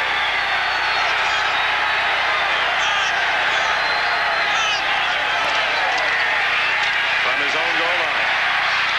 Underneath he goes to the tight end, Mike Tice, his first catch, and Tice out to the 21, an 11-yard gain. In the battle in the trenches, both offensive lines really have had the edge here today. Not a single sack and very few pressures on the quarterbacks. This game is the property of the National Football League. Seattle Seahawks and Denver Broncos, all rights reserved. This telecast is presented by authority of the National Football League, intended for the private use of our audience. Any rebroadcast or other use of this telecast without the express written consent of the Denver Broncos and the NFL is prohibited. Second and 9. Largent in motion. Had 2 catches first half. Craig going long for Turner. And incomplete. A flag down. Face mask. Harden got a piece of the face mask. That's an unbelievable play. Harden didn't really know that that ball was nowhere near being caught. Actually, ball had already bounced off the back of the receiver, and Harden just reaching in accidentally, and it was not intentional. Got a piece of the mask. The pass is incomplete. We've got a personal foul for a face mask, which will be 15 yards from the previous spot. First down. Wow, that's a tough 15-yarder. I thought they might give him just 5. Well, anytime you hang on that mask and jerk that mask down, these officials are instructed because of the danger in that kind of movement. And you see a lot of the NFL rules aimed at protecting the player, and that's one of them. You jerk on that mask, you might injure a player's neck. 15 yards out to the 36-yard line. Dan Reeves, the play was right in front of the head coach of the Broncos. I think Reeves may be arguing that Turner was actually interfering with and maybe face guarding the defensive back. Well, Seattle comes out with a first down. Here's the end of the play. Now Turner has lost the ball. Watch him. Well, he doesn't wave his arms. You can't call him. And there's the mask. You saw the head jerk down. It's a good call by the officials. Just an unusual play. We've had a lot of them. Warner. Boyer and Haynes, but it was 36. Mark Haynes, the cornerback, into the backfield to make the play, and Boyer finished him off. All the scores on this NFL first Sunday. New England a winner. Upsets Pittsburgh over the 49ers at home. Jets squeak at Buffalo. Washington a winner. New Orleans an upset of Cleveland. Beat San Diego. They'll play Seattle next. The Rams stunned by Houston in the Dome. Cincinnati a 2-point win at Indianapolis. Tampa Bay big. Minnesota winner at Detroit, and the Raiders on a Marcus Allen 1-yard run 7-0 at Green Bay. Incomplete. Intercepted. Dennis Smith. 35. 33. The Broncos another turnover.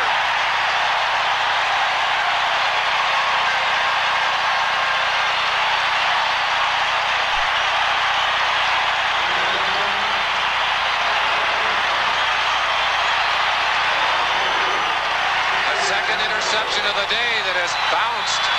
The first one bounced off a lineman and was intercepted by Easley. This one goes through Largent's arms, and it's Dennis Smith, broken hand and all, putting that one away. You see the big cast on the left hand. Didn't bother him as he tucks it into his right arm and runs down. Finally tackled by Ron Mattis. 15 yards on the return. You won't see Largent miss many of those.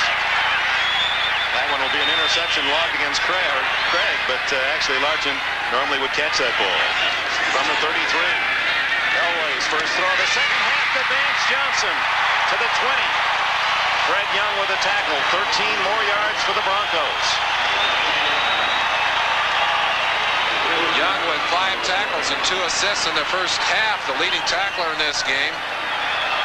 Back again, but you want to stop those folks before they get those first downs. Turnovers even. These two teams feast on that statistic during the course of the year, or have for the last several seasons. First down, Winder to the 15-yard line, close to 5 more.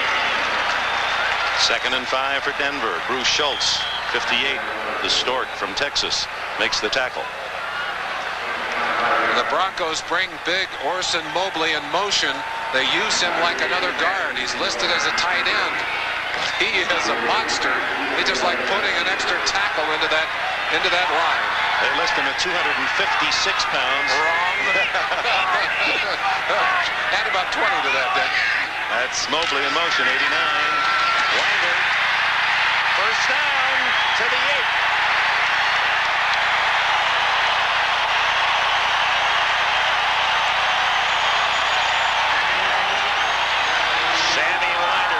Denver's top rusher for the last 5 years, each of the last 5. There's Orson Mobley, 89. Watch him now. He'll duck up into that line. He just becomes an extra lead blocker, just pushing himself up through there. Clarence Kay getting a good block on the other side, number 88. There's Winder. They opened a nice hole for him up inside, and he just refused to go to the ground. From the 8-yard line, first and goal, Denver. Winder again to the 5. Eugene Robinson has made a lot of defensive plays today.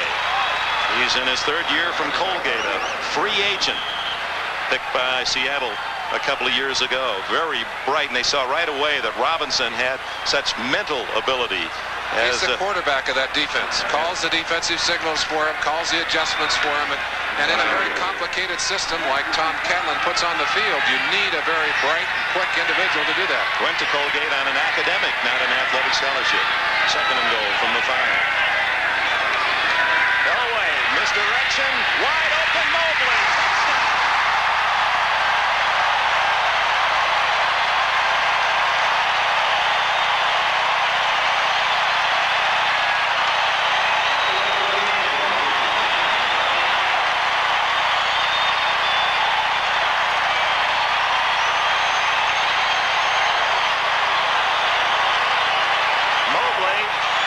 Huge target. He had 1 touchdown catch all of last year. Has one on opening day in '87. Carlos try for point.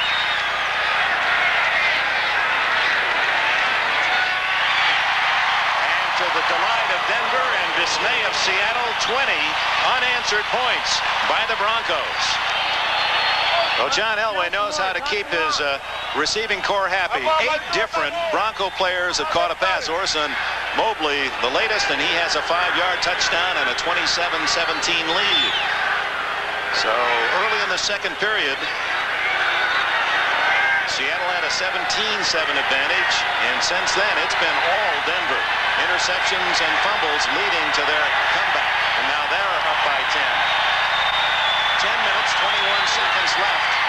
3rd quarter. Edmonds has Carlos strength of leg again. 27-17 Denver.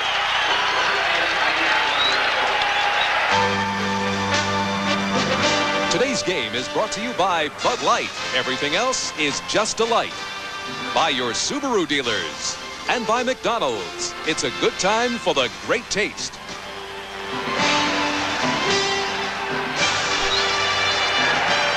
The selling of this play is done by the backs, who both start this way, by Elway, who rolls outside, and then by Mobley, who faked the block inside and walks outside all by himself for that touchdown. Dave Craig comes back throwing for Seattle. Block, and it goes to number 71. Brian Millard, the right guard. After the ball was batted in the air, Millard, a giant from Texas, had it fall right in his lap. The ball is live when it's batted by the defense. Anyone can catch it. Had it been caught before it was touched by the defense, would have been an illegal pass. Well, Dave Craig hasn't used all of his receivers, but that was not one of the intended targets. -6. Not one he wanted. We mentioned the lack of pressure. Of course, that was pressure. Big hands in front of Dave Craig. Seattle, 15 yards, 2nd and 15, needs to get something going here.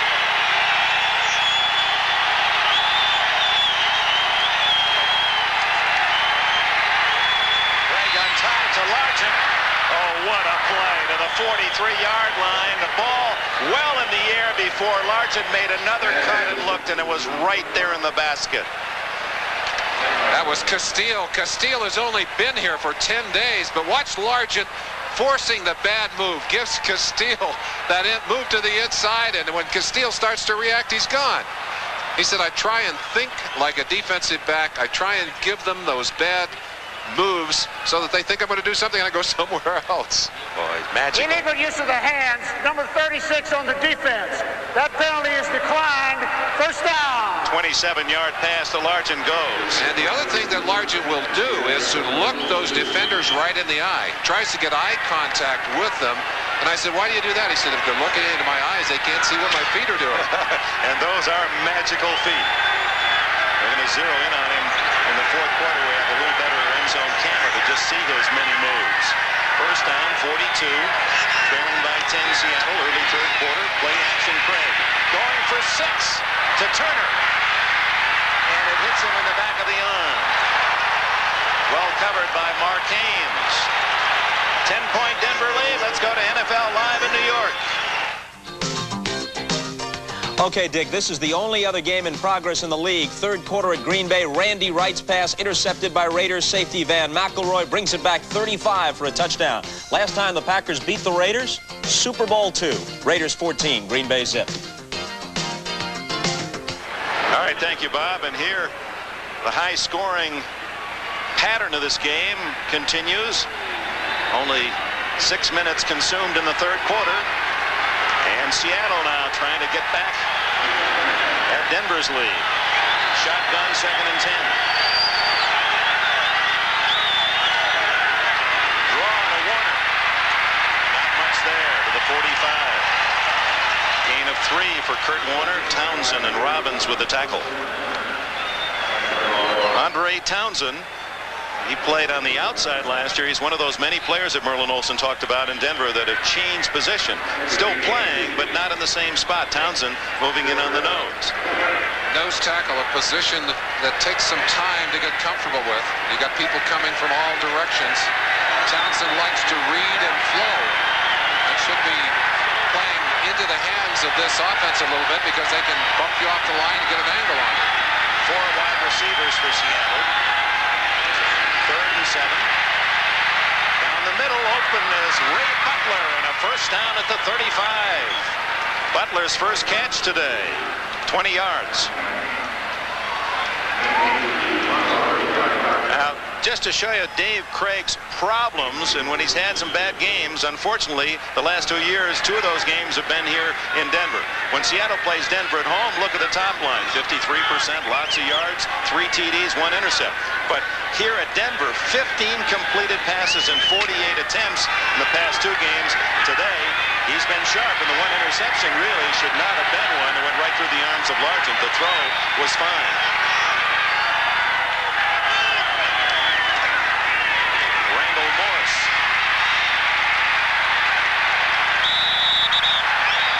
7 worn shirts on him. 3-yard gain. Dick, one of the players we haven't talked a great deal about, but we should in this Seattle offensive line, Blair Bush, one of the players they missed so sorely during last season, out with a severe knee injury, has come back to lead that offensive line again this year, bulked up to 270 pounds, try to get better to handle those nose tackles. Doing a fine job in there today. Chuck Knox talking about him yesterday, a banker in the offseason a couple of years ago, and having to work banker's hours, he realized with the pay that he wanted to be a continuing star in this game. Shifted his interest to the weight room. That's right, yeah, in a hurry. Craig looks off the defense and throws underneath to Paul Scansey. Former University of Washington star has another first down at the 22, and with that we report bad news for Seattle fans. Kurt Warner, injured, apparently may not play anymore today. We'll get more specifics on Warner's injury. Wilhite definitely, as we told you earlier, will not play anymore today. Injured knee on that fumble, no fumble.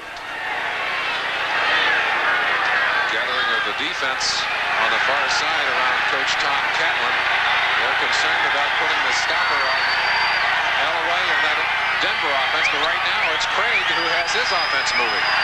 The give is to John L. Williams, the fullback, inside to the 17. Rulon Jones and Walt Boyer with a tackle. 5 minutes and 40 seconds remaining in the 3rd period. Isn't that an amazing graphic? John L. Williams, offense and defense, the only NFL rookie to start every game last year. So the #1 pick out of Florida, not only paying dividends with his blocking and his running, but the fact that he's durable. It's possible we'll see Williams and Burst, 2 big backs, together in short yardage later in the year. 2nd and a long 5 underneath, wide open Butler. Fumble! And Denver has it again.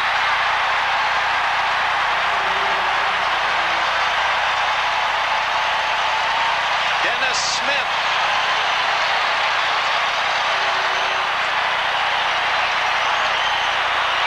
For Seattle, it's been a terrible run of mistakes, fumbles and interceptions, moving the ball well. But 3 times in the last 2 quarters, they've coughed it up, and Denver stops a drive that seemed destined towards some points. This looks like a great play for Seattle. Butler wide open, gets the first down yardage, but it's Dennis Smith reaching in and stripping that football away with his one good hand, and then going back and recovering it, and recovered the ball. As an interception earlier in the day, it's been a big day for Dennis Smith, and they didn't know whether he was going to play today. Denver starts inside the 10, and there's a good lick put on Gene Lang by Fred Young and Jacob Green. Well, Young, very quietly a star in his own rights out of New Mexico.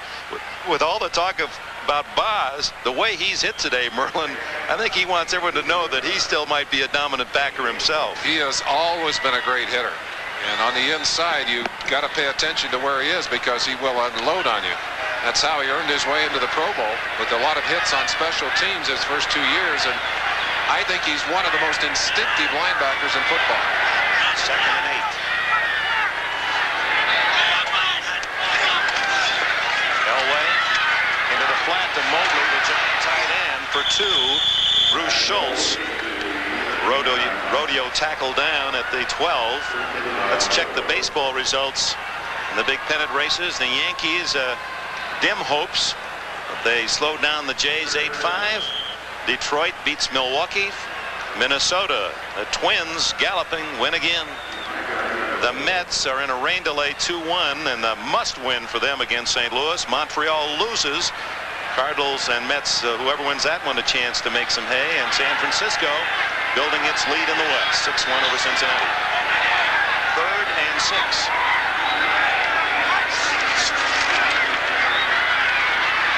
Over the middle to Mobley. First down at the 30.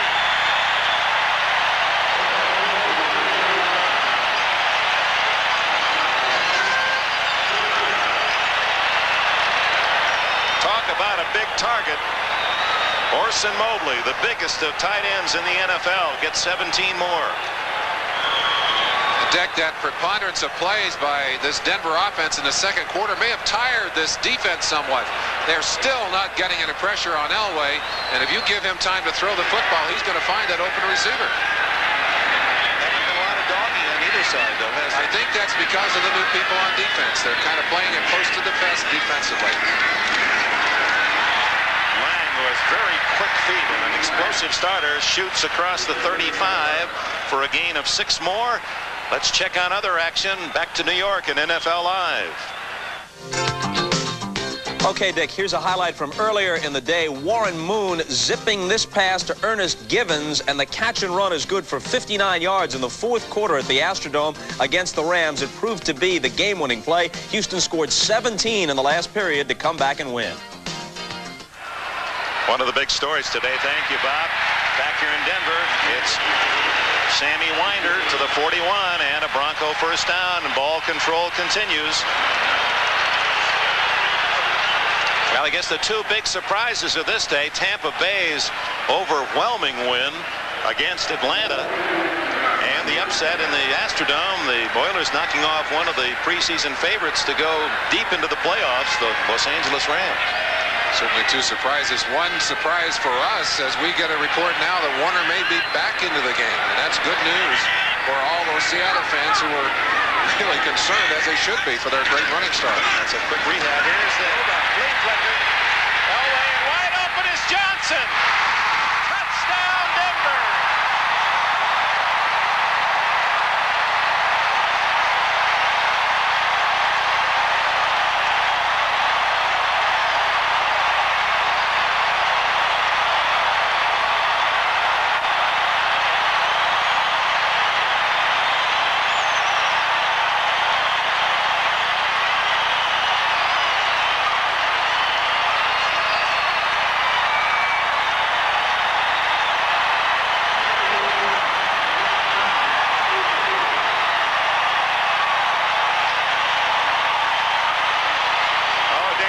Loves that play. Elway to Sewell. Steve Sewell lateraling back to Elway. And Vance Johnson 15 yards deep behind the Seattle secondary.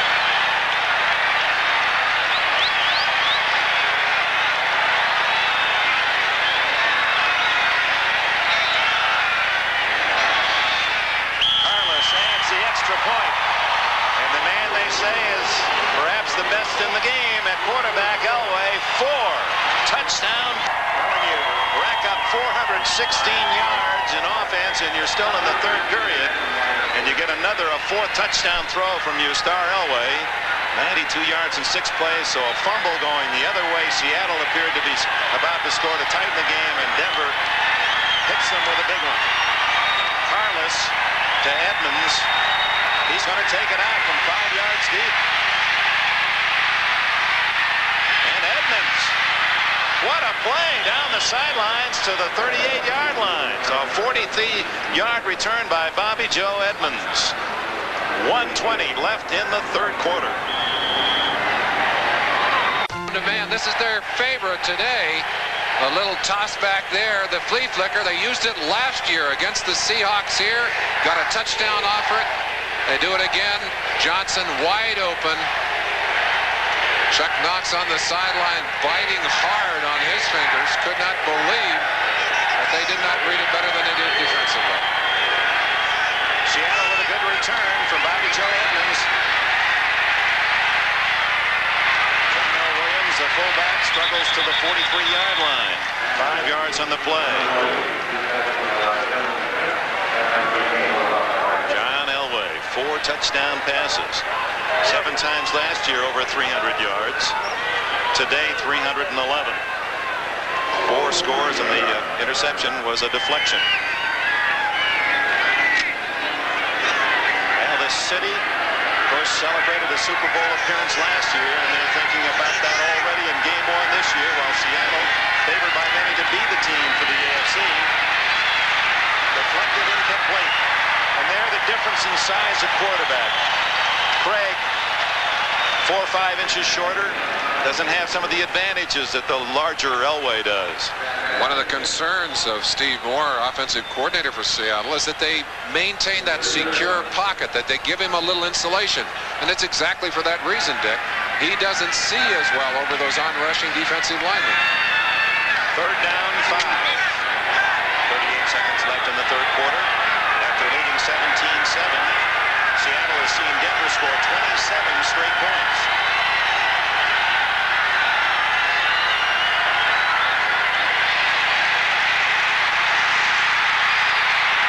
Good job by Craig. He gets it to Butler and a first down, a flag down. Mecklenburg did not have him within control. He had a piece of him, and Craig able to kick free. Now let's check the penalties.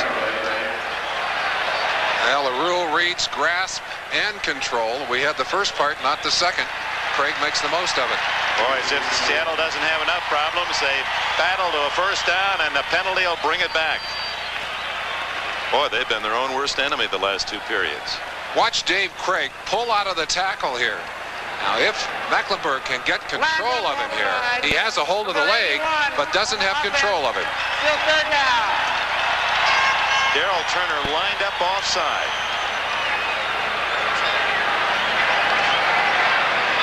Well, it only takes one mistake offensively to shut down the play, and sometimes it's something. Has had a decent day. One of those interceptions, not his fault. It certainly has to be a concern to the Seattle Seahawks. It was a loss here last year that triggered that losing streak that ended up seeing Craig pinch. 4 losses in a row and knocked Seattle out of the playoffs. The end of the third quarter. We'll be right back after the team for Dave Craig after they picked up the first down, called back on the offside penalty. Down the middle, and he misses Kurt Warner. It was Warner on a similar play, shorter version, that scored a touchdown.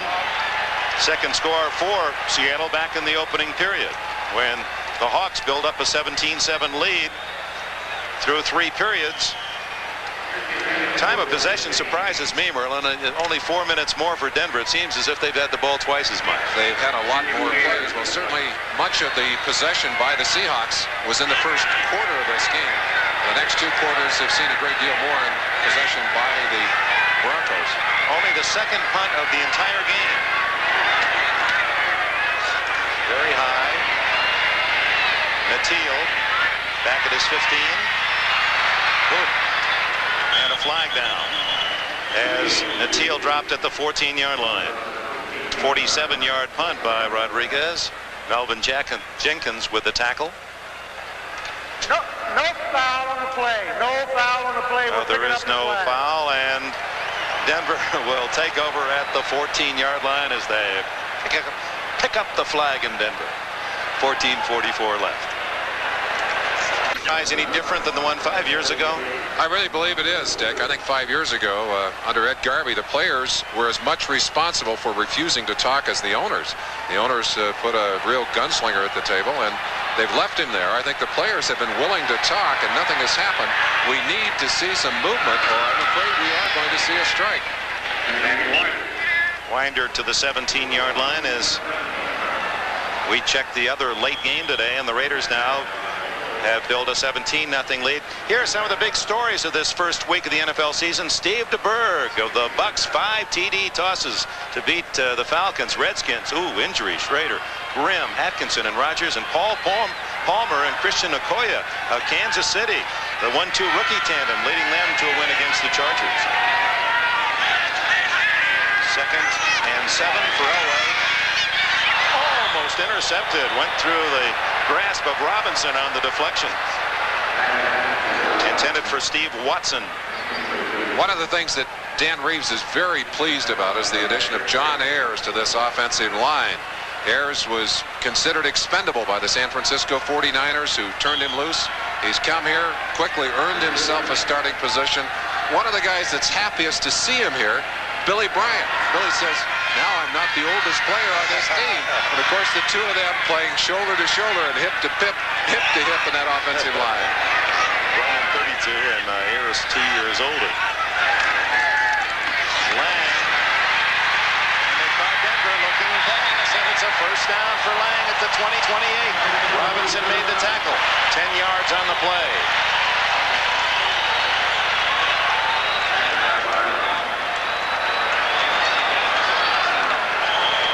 Another 4 downs for the Broncos. A chance to watch Billy Bryant in action here as he blocks back. Watch Dave Studdard pulling up through, and here is John Ayers on the far side blocking man-to-man. Of course, you'll see the shot out of the shotgun as they pull up in behind and get some good yardage, surprising that Seattle defense that has really not had a very good day. Winder, the only running back behind Elway on first down. Wide open Mobley. The tight end is to the Seattle 47 before Taylor makes the tackle. 25 more yards for Orson Mobley from Salem College. In past years, you could almost ignore Denver's tight ends in a passing situation. You can't do that anymore. Rich Kay, Orson Mobley both catching passes here today. Mobley earlier for a touchdown, and of course right there for a very big game. Half 100 for Mobley. And Denver's offense continues to roll with 12:43 left. Fourth quarter.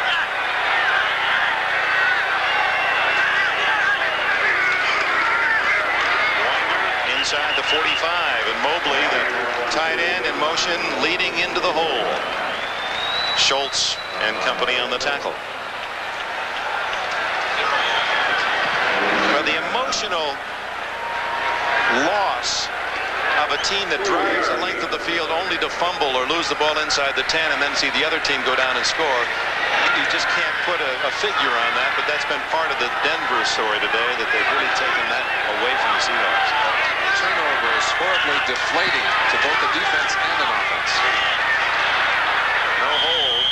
Sammy Winder, Jeff Bryant, number 77, and Jacob Green, the two ends for Seattle with a tackle at the 45, where it'll be 3rd down and 7. Remember earlier in the game we had a graphic where the Seahawks had 100 yards rushing and Denver 33. And now the Broncos have a 5-yard lead in that department. And of course, trailing, Seattle won't be using much of its ground game. They're playing catch-up if and when they do get the ball.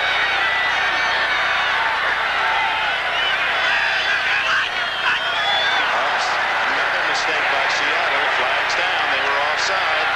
Elway with a free play. Look at that. They can't bring him down. Finally, Paul Moyer, 21, makes the tackle. What would have been a very big defensive play for Seattle, but someone in the center of that defense seemed to jump offside. Rookie Wes Dove, number 64. Yep. Chuck Knox teams do not usually beat themselves. That's a trademark of the teams he's put together in Los Angeles and Buffalo and Seattle. Still third down. There's the rookie, number 64, Dove, just trying a little too hard. They're starting to use him in pass rushing situations. They feel he's going to help them. They desperately need depth in that defensive line. Late in the year, they've had real trouble. They've had to play those three big horses so often and so many plays that they just wear down. Hasn't been a sack in the game. That would have been the first. Instead, it's 3rd and 2 for Elway. Lance Johnson. That catch would have put him over the 100-yard mark, and Elway at the other end just hopping up and down saying, ooh, I had it right where I wanted, and Johnson with all of his speed out in the open where he could have really turned it upfield. Denver's high-tech offense, very quick pass. Elway knows that one should have been caught. Lance Johnson pounding his helmet all the way to the sideline. It's the first time that Seattle's defense has forced Denver into a punting situation. Mike Oran in to kick, another left-footed kicker.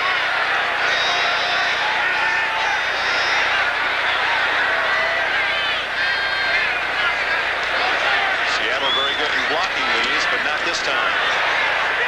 Angle toward the Cochran corner, and a pretty good catch. He caught it beautifully. 3-yard line.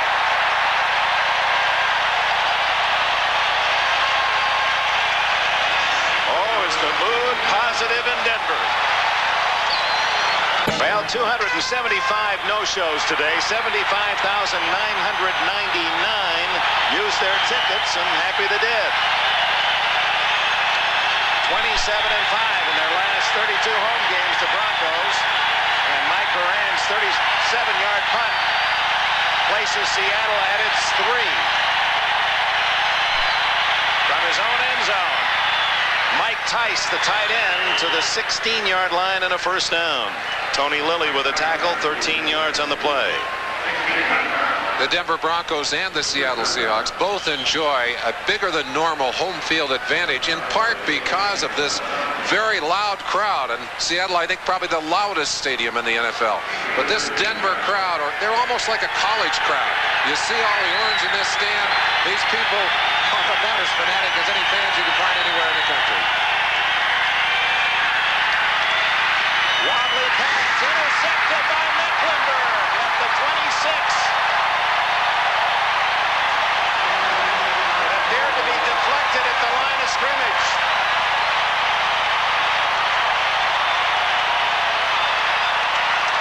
It's in situations like this that you really sense that crowd, too. They are intimidating as they just pump up their team when they're making good plays. Craig, you kind of sense the air going out of him. At the same time, I think the Denver defense finally starting to feed off the energy of this crowd. Watch Mecklenburg, number 77, middle of your screen. That ball tapped right there. Walt Boyer, 65, and right into the hands of Mecklenburg, the second deflected interception of the day. There's the difference in height. Boyer able to reach that hand up, and Craig couldn't get it through him. From the 27, Winder. Knocked out of bounds by Robinson and Jenkins. And Bosworth. No, Greg Gaines at the bottom. Last season, least times the ball turned over. That was Bosworth there. Today, Seattle a -2, and that's a statistic that Dan Reeves, all coaches do. I mean, the difference in sack differential, and there have been no sacks today, so nothing to report there, and turnover differential is one that Reeves keeps meticulously. He really feels that's the key to ultimately winning or losing the big games, and he's a +2 today, and he leads on the scoreboard 34-17. 2nd and 4. Same play.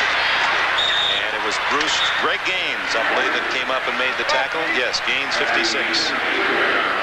Dick, just to amplify on those home field advantage statistics, last year both of these teams were 7-1 at home, and in a very tough game here. See, the Hawks allowed the fewest points in the AFC on the average last year, but that stat breaks down into almost 3 seasons for them. They had a great beginning, a great finish, and a very lumpy middle of the season. Well, you allow 34 points, you're not going to beat too many teams. Elway looking for more on third down. The draw. Inside the 20. Won't be quite enough. He picked up about 6. It'll be 4th and a yard and a half. Out comes the field goal unit. I'm not so sure I agree with that kind of call. That puts Elway at risk. And with that kind of lead on the board, I'm not so sure that that's a good risk to take. Yeah, I would think, Merlin, here's a case where Seattle really come after this kick. They have nothing really to lose, and maybe a big play could give them a chance at a turnaround. They can get their hands on it, maybe bounce it around. I've seen touchdowns come out of blocked field goals. 35 yards the attempt. Not this time. Carlos is 3 for 3 today. There is that they're talking. That needs to be a lot of talking. I don't know how you can settle something like free agency or even a modified free agency without time to spend at the table. Rich Carlos, perfect 3 for 3 in field goals. Will take it off, and in this direction, no one has really had a chance to return. Carlos has been kicking deeper this year by far than ever before. This one is short. Randall Moore set to 6. Rick Dennison, 55, one of those downfield. Along with Bruce Klosterman, a rookie linebacker. Now you see on the scoreboard how Denver, once down 17-7, has taken control. And suddenly Seattle, although they have moved the ball well, just the mistake, the interception, the fumble. Well, you're never as good as or as bad as a score like that, and I'm sure Seattle will find a lot of things to be unhappy about in this game, but they will find a lot of things to take courage at looking at. They've done some very good things in this game. 8 minutes plus remaining. Craig to Largent, and he's out of bounds at the 37-yard line with his 4th catch of the day. I don't think either team is going to be terribly pleased with their defensive performance. I mentioned earlier that both Tom Catlin and Joe Collier have made changes in their defenses. They're playing a little close to the vest today. There's Collier on the Denver sideline. But neither defense has really been dominant, and these two teams have been typified in many of their games and through the years by their defensive character and the strength of those defenses. Lineup for next week, we'll give you another look at it. We're about to run this play. We'll be up in Seattle as Kansas City, a winner today, takes on the Seahawks. 17 yards on that last play. Craig, and through the fingertips of Darrell Turner.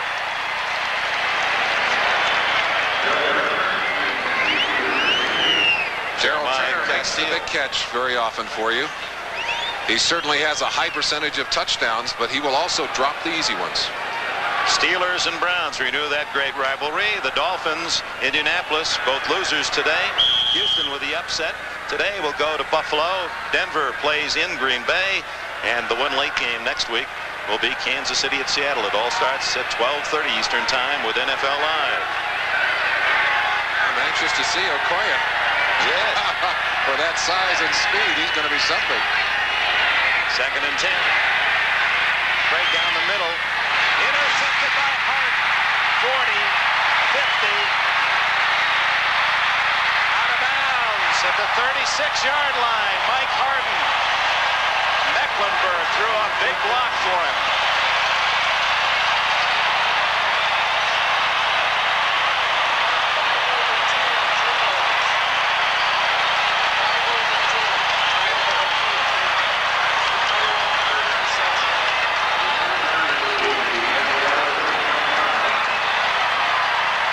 Of these Denver Broncos are asking, how can you say we don't dominate defensively when we intercept the football like that?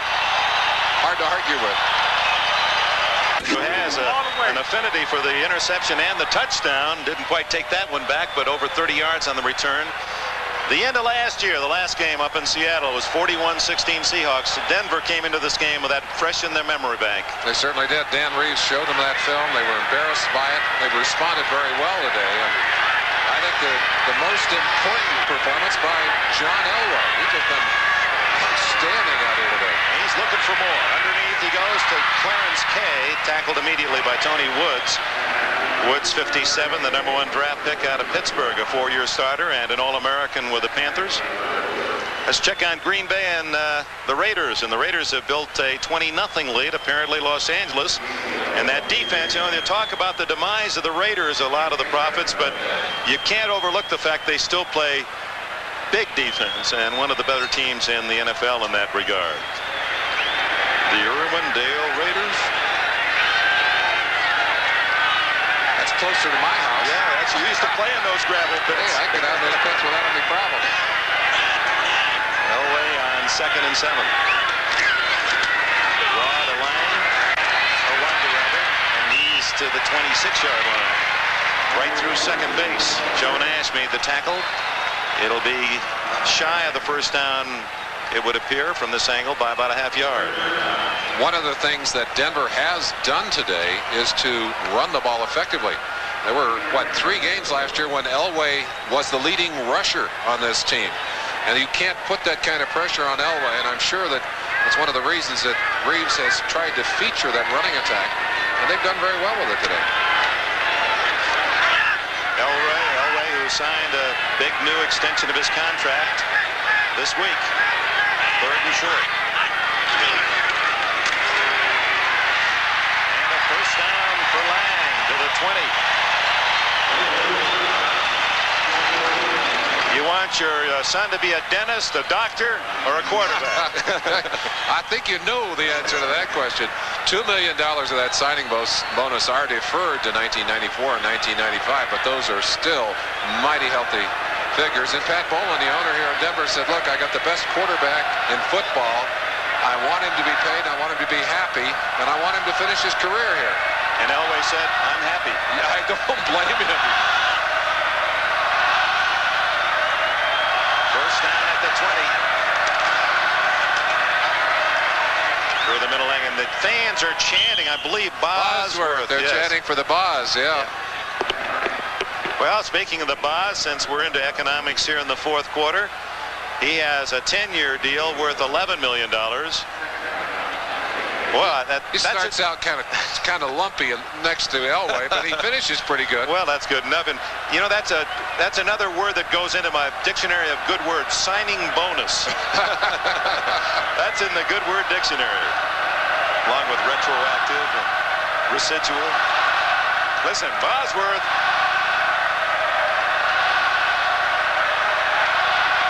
Aimed at number 55, Bosworth, who has had a quiet second half.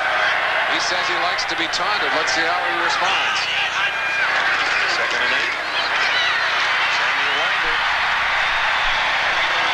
Joe Nash trying to make the tackle. Appears that he is injured. Now he's going to make it up. Certainly no shortage of blockers as they put 2 of them on them. Well, that's something to think about. Do you think these guys want to walk out? That's what it would cost Bosworth to miss a game and Elway to miss a single game. Can you imagine that? Those 2 contracts alone would be the economy of some small nations of the world, and $62,000 for a game, and you're unhappy? Well, $62,000, that's, I think it took me about 8 years in the NFL to get, so I made that in a whole year. 4:11 left, and Seattle has called time. You saw the comment by Keith Bishop, plays guard for Denver Broncos. He said, John, got all that money, huh? He said, I suppose now we're going to find the new Corvette in each of our driveways. And John responded, Elway responded by saying, well, I don't know about that, but he said, I guess I better buy him a nice Christmas present. There's the comment of Dan Reeves on Bosworth. Well, he'll be a challenge because not of his play, but his verbal interaction with the press. But they certainly love him up in Seattle, and he's created even more interest in a city already deeply in love with their Seahawks. Let's look at all the scores today. The battle, that's always a terrific rivalry, and New England and the rain wins are so important, you know, as they say, to win that first game, because then you've got to win 2 more just to get ahead. And those that have won today celebrate, and those who lose have to dig it out. Jets a winner at Buffalo. Boy, how many times they've played field goal games the last few years. Washington, despite all the injuries, prevails at Philadelphia against Philadelphia. New Orleans, they rarely win on opening day, so the Saints have to be happy. Dallas, Gene Stallings, former Cowboy assistant, records a win on opening day. Kansas City, with Okoye, the fullback, the giant fullback, and Palmer, the other rookie, contributing, beating San Diego. Huge upset. Houston at home knocks off the Rams. Cincinnati, one of the favorites in the AFC Central, a winner. And here Denver's beating Seattle with 4:11 left, and the Broncos trying to add to a 34-17 lead. Ooh, Lang cracked right at the line of scrimmage. Jacob Green and Wes Dove in on that tackle. Brian Bosworth right in the middle of that stack. It's an evening of season premieres tonight on NBC. We hope you'll stay with us. Beginning a special two-part Our House, then find out what makes Alex tick on a one-hour Family Ties. Then from the creator of Miami Vice, it's the two-hour movie premiere, Private Eye. That's tonight. Big lineup on NBC. Carlos, who is 3 for 3, will attempt a 29-yard field goal.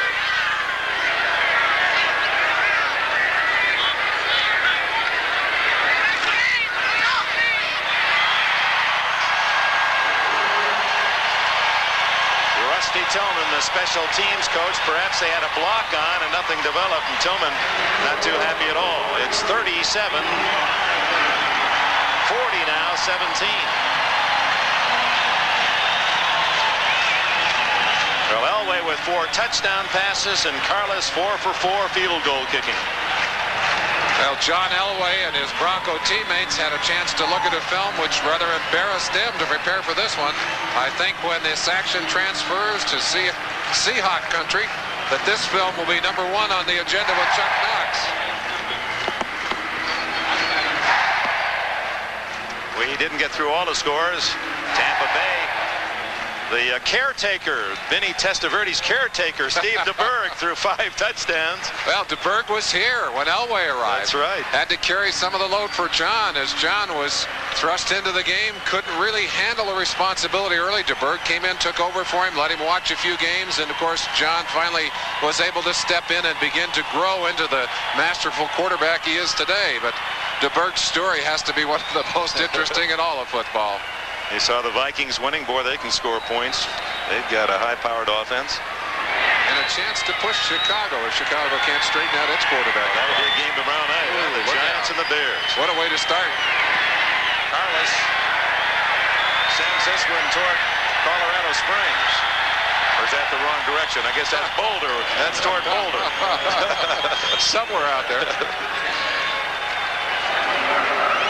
Hard to believe, Merlin, that even a month from now we might even see snow on the mountains nearby. We certainly might.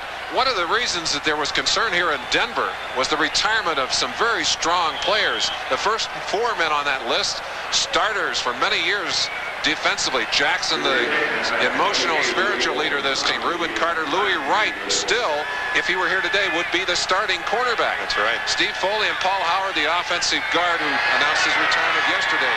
Those are hard people to replace. Craig, hoping to get a cosmetic touchdown here with 4 minutes to go, is going to be incomplete. And no flag. Paul Scansey, a look-alike in terms of physique to his star wide receiver teammate Steve Largent. Simon Fletcher, 73. They say Fletcher, who has been moved from a defensive lineman to a linebacker. Chuck Knox yesterday said if you had a 20-yard run, catching him in the middle of a 20-yard run, Fletcher would be the fastest Bronco. I don't believe, can you have faster than Vance Johnson? They've actually timed him in that way. They call it a flying 20, and he's beaten Vance Johnson not once, but several times in the flying 20. Look out. You don't want to be hit by that man with a running start. 2nd and 10. You saw the time remaining, a little over 3 minutes. There it is. It's not a fumble, but whistled at, and Craig is hurt. Michael Brooks, a highly sought linebacker out of LSU, a 3rd-round pick, but he would have been a #1 except for a terrible knee injury his senior year. They likened him to Cornelius Bennett and Brian Bosworth. Brooks with a sack. First sack of the day, a stunt with Brooks and Simon Fletcher inside. Boy, is he strong. He just explosive. 2 men tried to block him. Well, this day started very happily for Dave Craig with a couple of touchdowns. Maybe Denver listened to me talking about the fact that their defense wasn't dominating. turned it on here in the final part of this ball game. Third down. And a bunch. 26. Whoops. Drake finds the handle. Throws incomplete and right into 3 orange jerseys. Steve Largent well covered. Rick Dennison might have tipped it. Dick, one of the concerns here, and it relates to that panel on retirements, was for the leadership of this defensive team. I think you're seeing some of that leadership starting to emerge from these players who are stepping into those playing roles. And these fans appreciate it.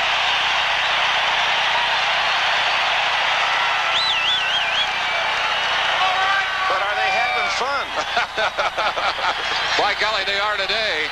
Well, it's the same way around the NFL, the winning team, and we've seen the same scene under the dome in Seattle. Natil might have a chance to return one, and he is dangerous. Stands inside the 50. Rodriguez sends out a good kick.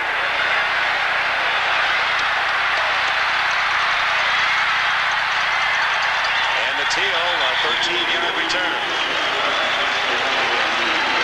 50 yards on the punt.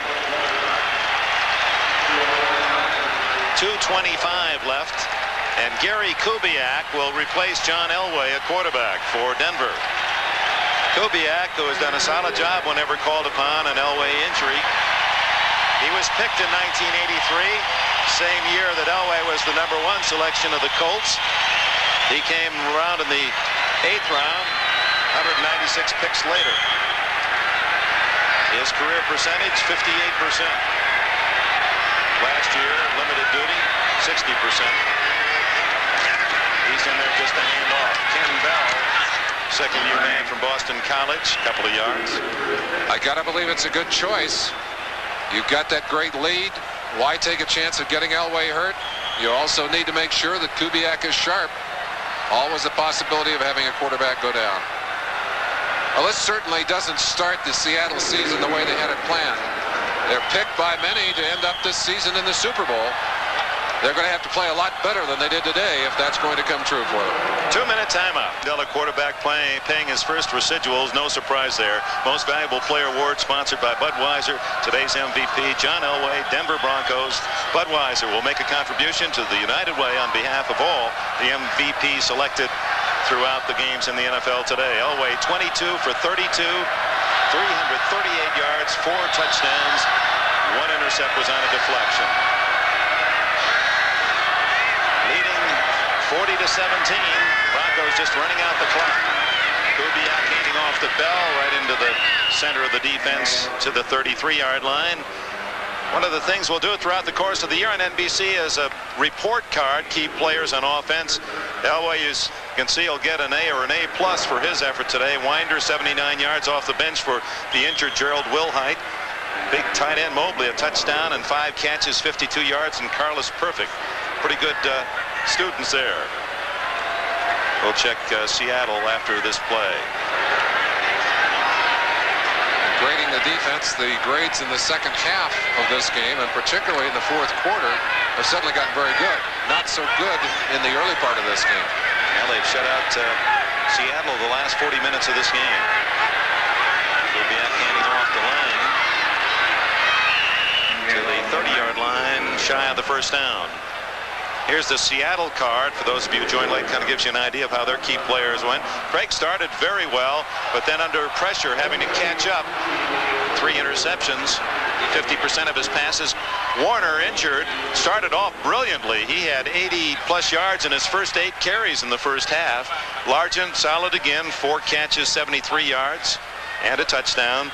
Bosworth, 7 tackles. That's unofficial. Not a bad day for the boss. He's been heard from. Patrick Boland, the owner of the Broncos, great athlete himself, a triathlete. 4th down and inches. Another first down.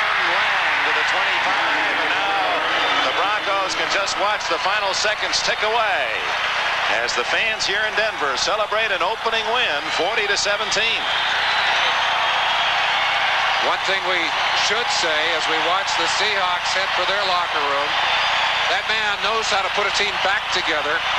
I bet we see a different Seattle team next week against Kansas City. Up in the Kingdom. You see Chuck Knox saying good job to Dan Reeves. They have a lot of respect for one another.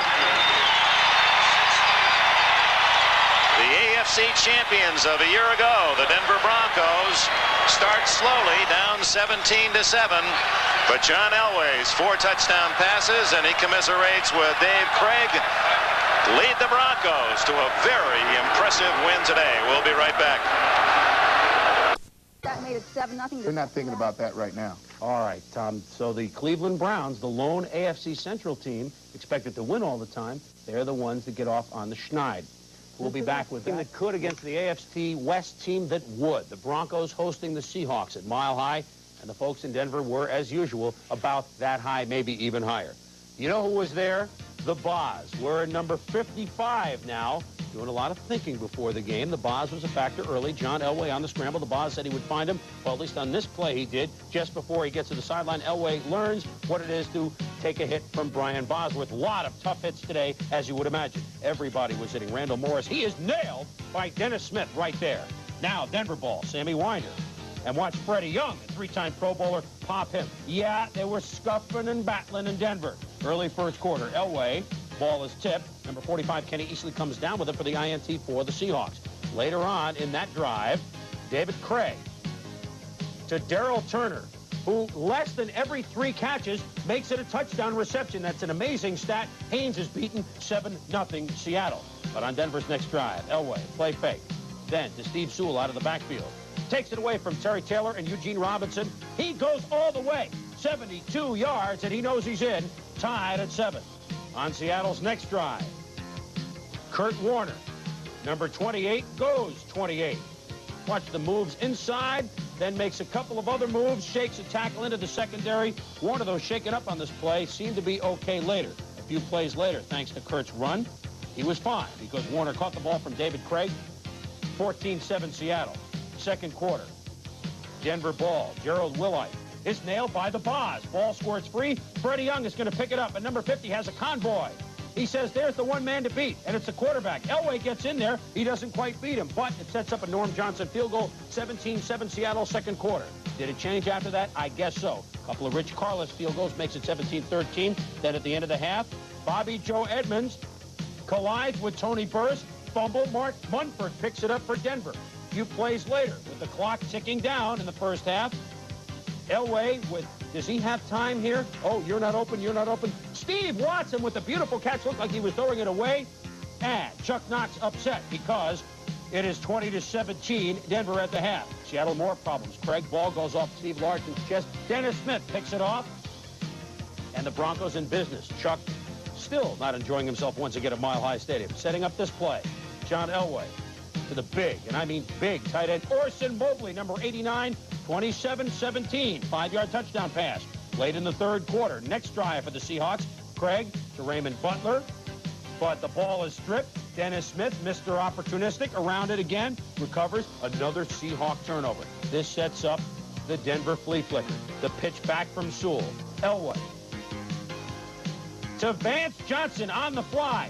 59 yards, 34-17. Tack on a couple of field goals, and I'll tell you what, 33 straight points for the Broncos after the Seahawks led by 10 early in the second quarter, and the Denver Broncos win going away from the Seahawks by a score of 40-17.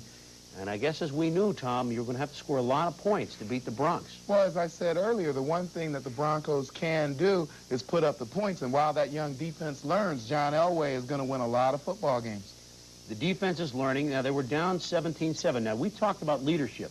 Reuben Carter's gone. You're gone. 2 other starters, Lewis Wright, Steve Foley on defense. Elway is the guy that has to come to the forefront as a leader, too. I guess he took it into his own hands. Well, he took it into his hands on offense, but I think on defense we saw improvement. Even in the second half, I think Mike Hart and Dennis Smith played a lot better. And Elway today had 4 touchdown passes, throwing for 339 yards. It was the third time that Elway has thrown for 4 touchdown passes in one ball game. Still to come, the rest of the AFC West. The win in the National Football League. We'll get the dictionary out in the break. 2 other NFC East teams went to the wire, And with a look at those games, here's Gail Gardner. Okay, Chris, thank you. This last year's nightmare season, the Dallas Cowboys entered Busch Stadium in St. Louis today with all sorts of history on their side. They are always strong in season openers. They've beaten up on the Cards significantly this last decade, and St. Louis hadn't won a home opener since 1975. Neil Lomax becoming a key with Kelly Stouffer unsigned. The Cards' first possession, Lomax hooks up with Roy Green, who beats Everson Walls. 44-yard completion, a sign of things to come, led to a field goal that made it 3-0 St. Louis. On defense, Cards were stunting and blitzing early. Much of the blitzing by the defensive backs. Leonard Smith dropped Danny White for an 8-yard loss. Fumble coming after the whistle. To combat the blitzing and without Mike Sherrard, they went to tight end Doug Cosby. And to Herschel Walker coming out of the backfield. Walker with a 37-yard gain, 7 receptions at 90 yards for Walker. The Cowboys had a 6-3 lead into the fourth quarter. Danny White, whose right wrist was injured in '86, is still sore. He banged it on Curtis Greer's leg on the throw. But White got up, shook off the pain, and came back to throw a 20-yard touchdown pass to Gordon Banks. And the Cowboys were breezing 13-3. The Cards shut down all second half until there was a minute 58 left. And Lomax throwing 16 yards to Roy Green in the corner of the end zone. Ron Francis beaten on that play. 13-10, Cowboys still leading. Banner says don't give up, and Lomax on the field urging the crowd at Busch Stadium to come on, help us out. Cards drive down once again. 53 seconds left out of the shotgun. Lomax finds Green once again, beating Everson Walls once again. 22-yard touchdown pass. That made it 17-13. And the Cards added another late score, 27-13. The final 2 touchdown passes to Roy Green in a span of 65 seconds. Broke that one open. Lomax 17 of 34.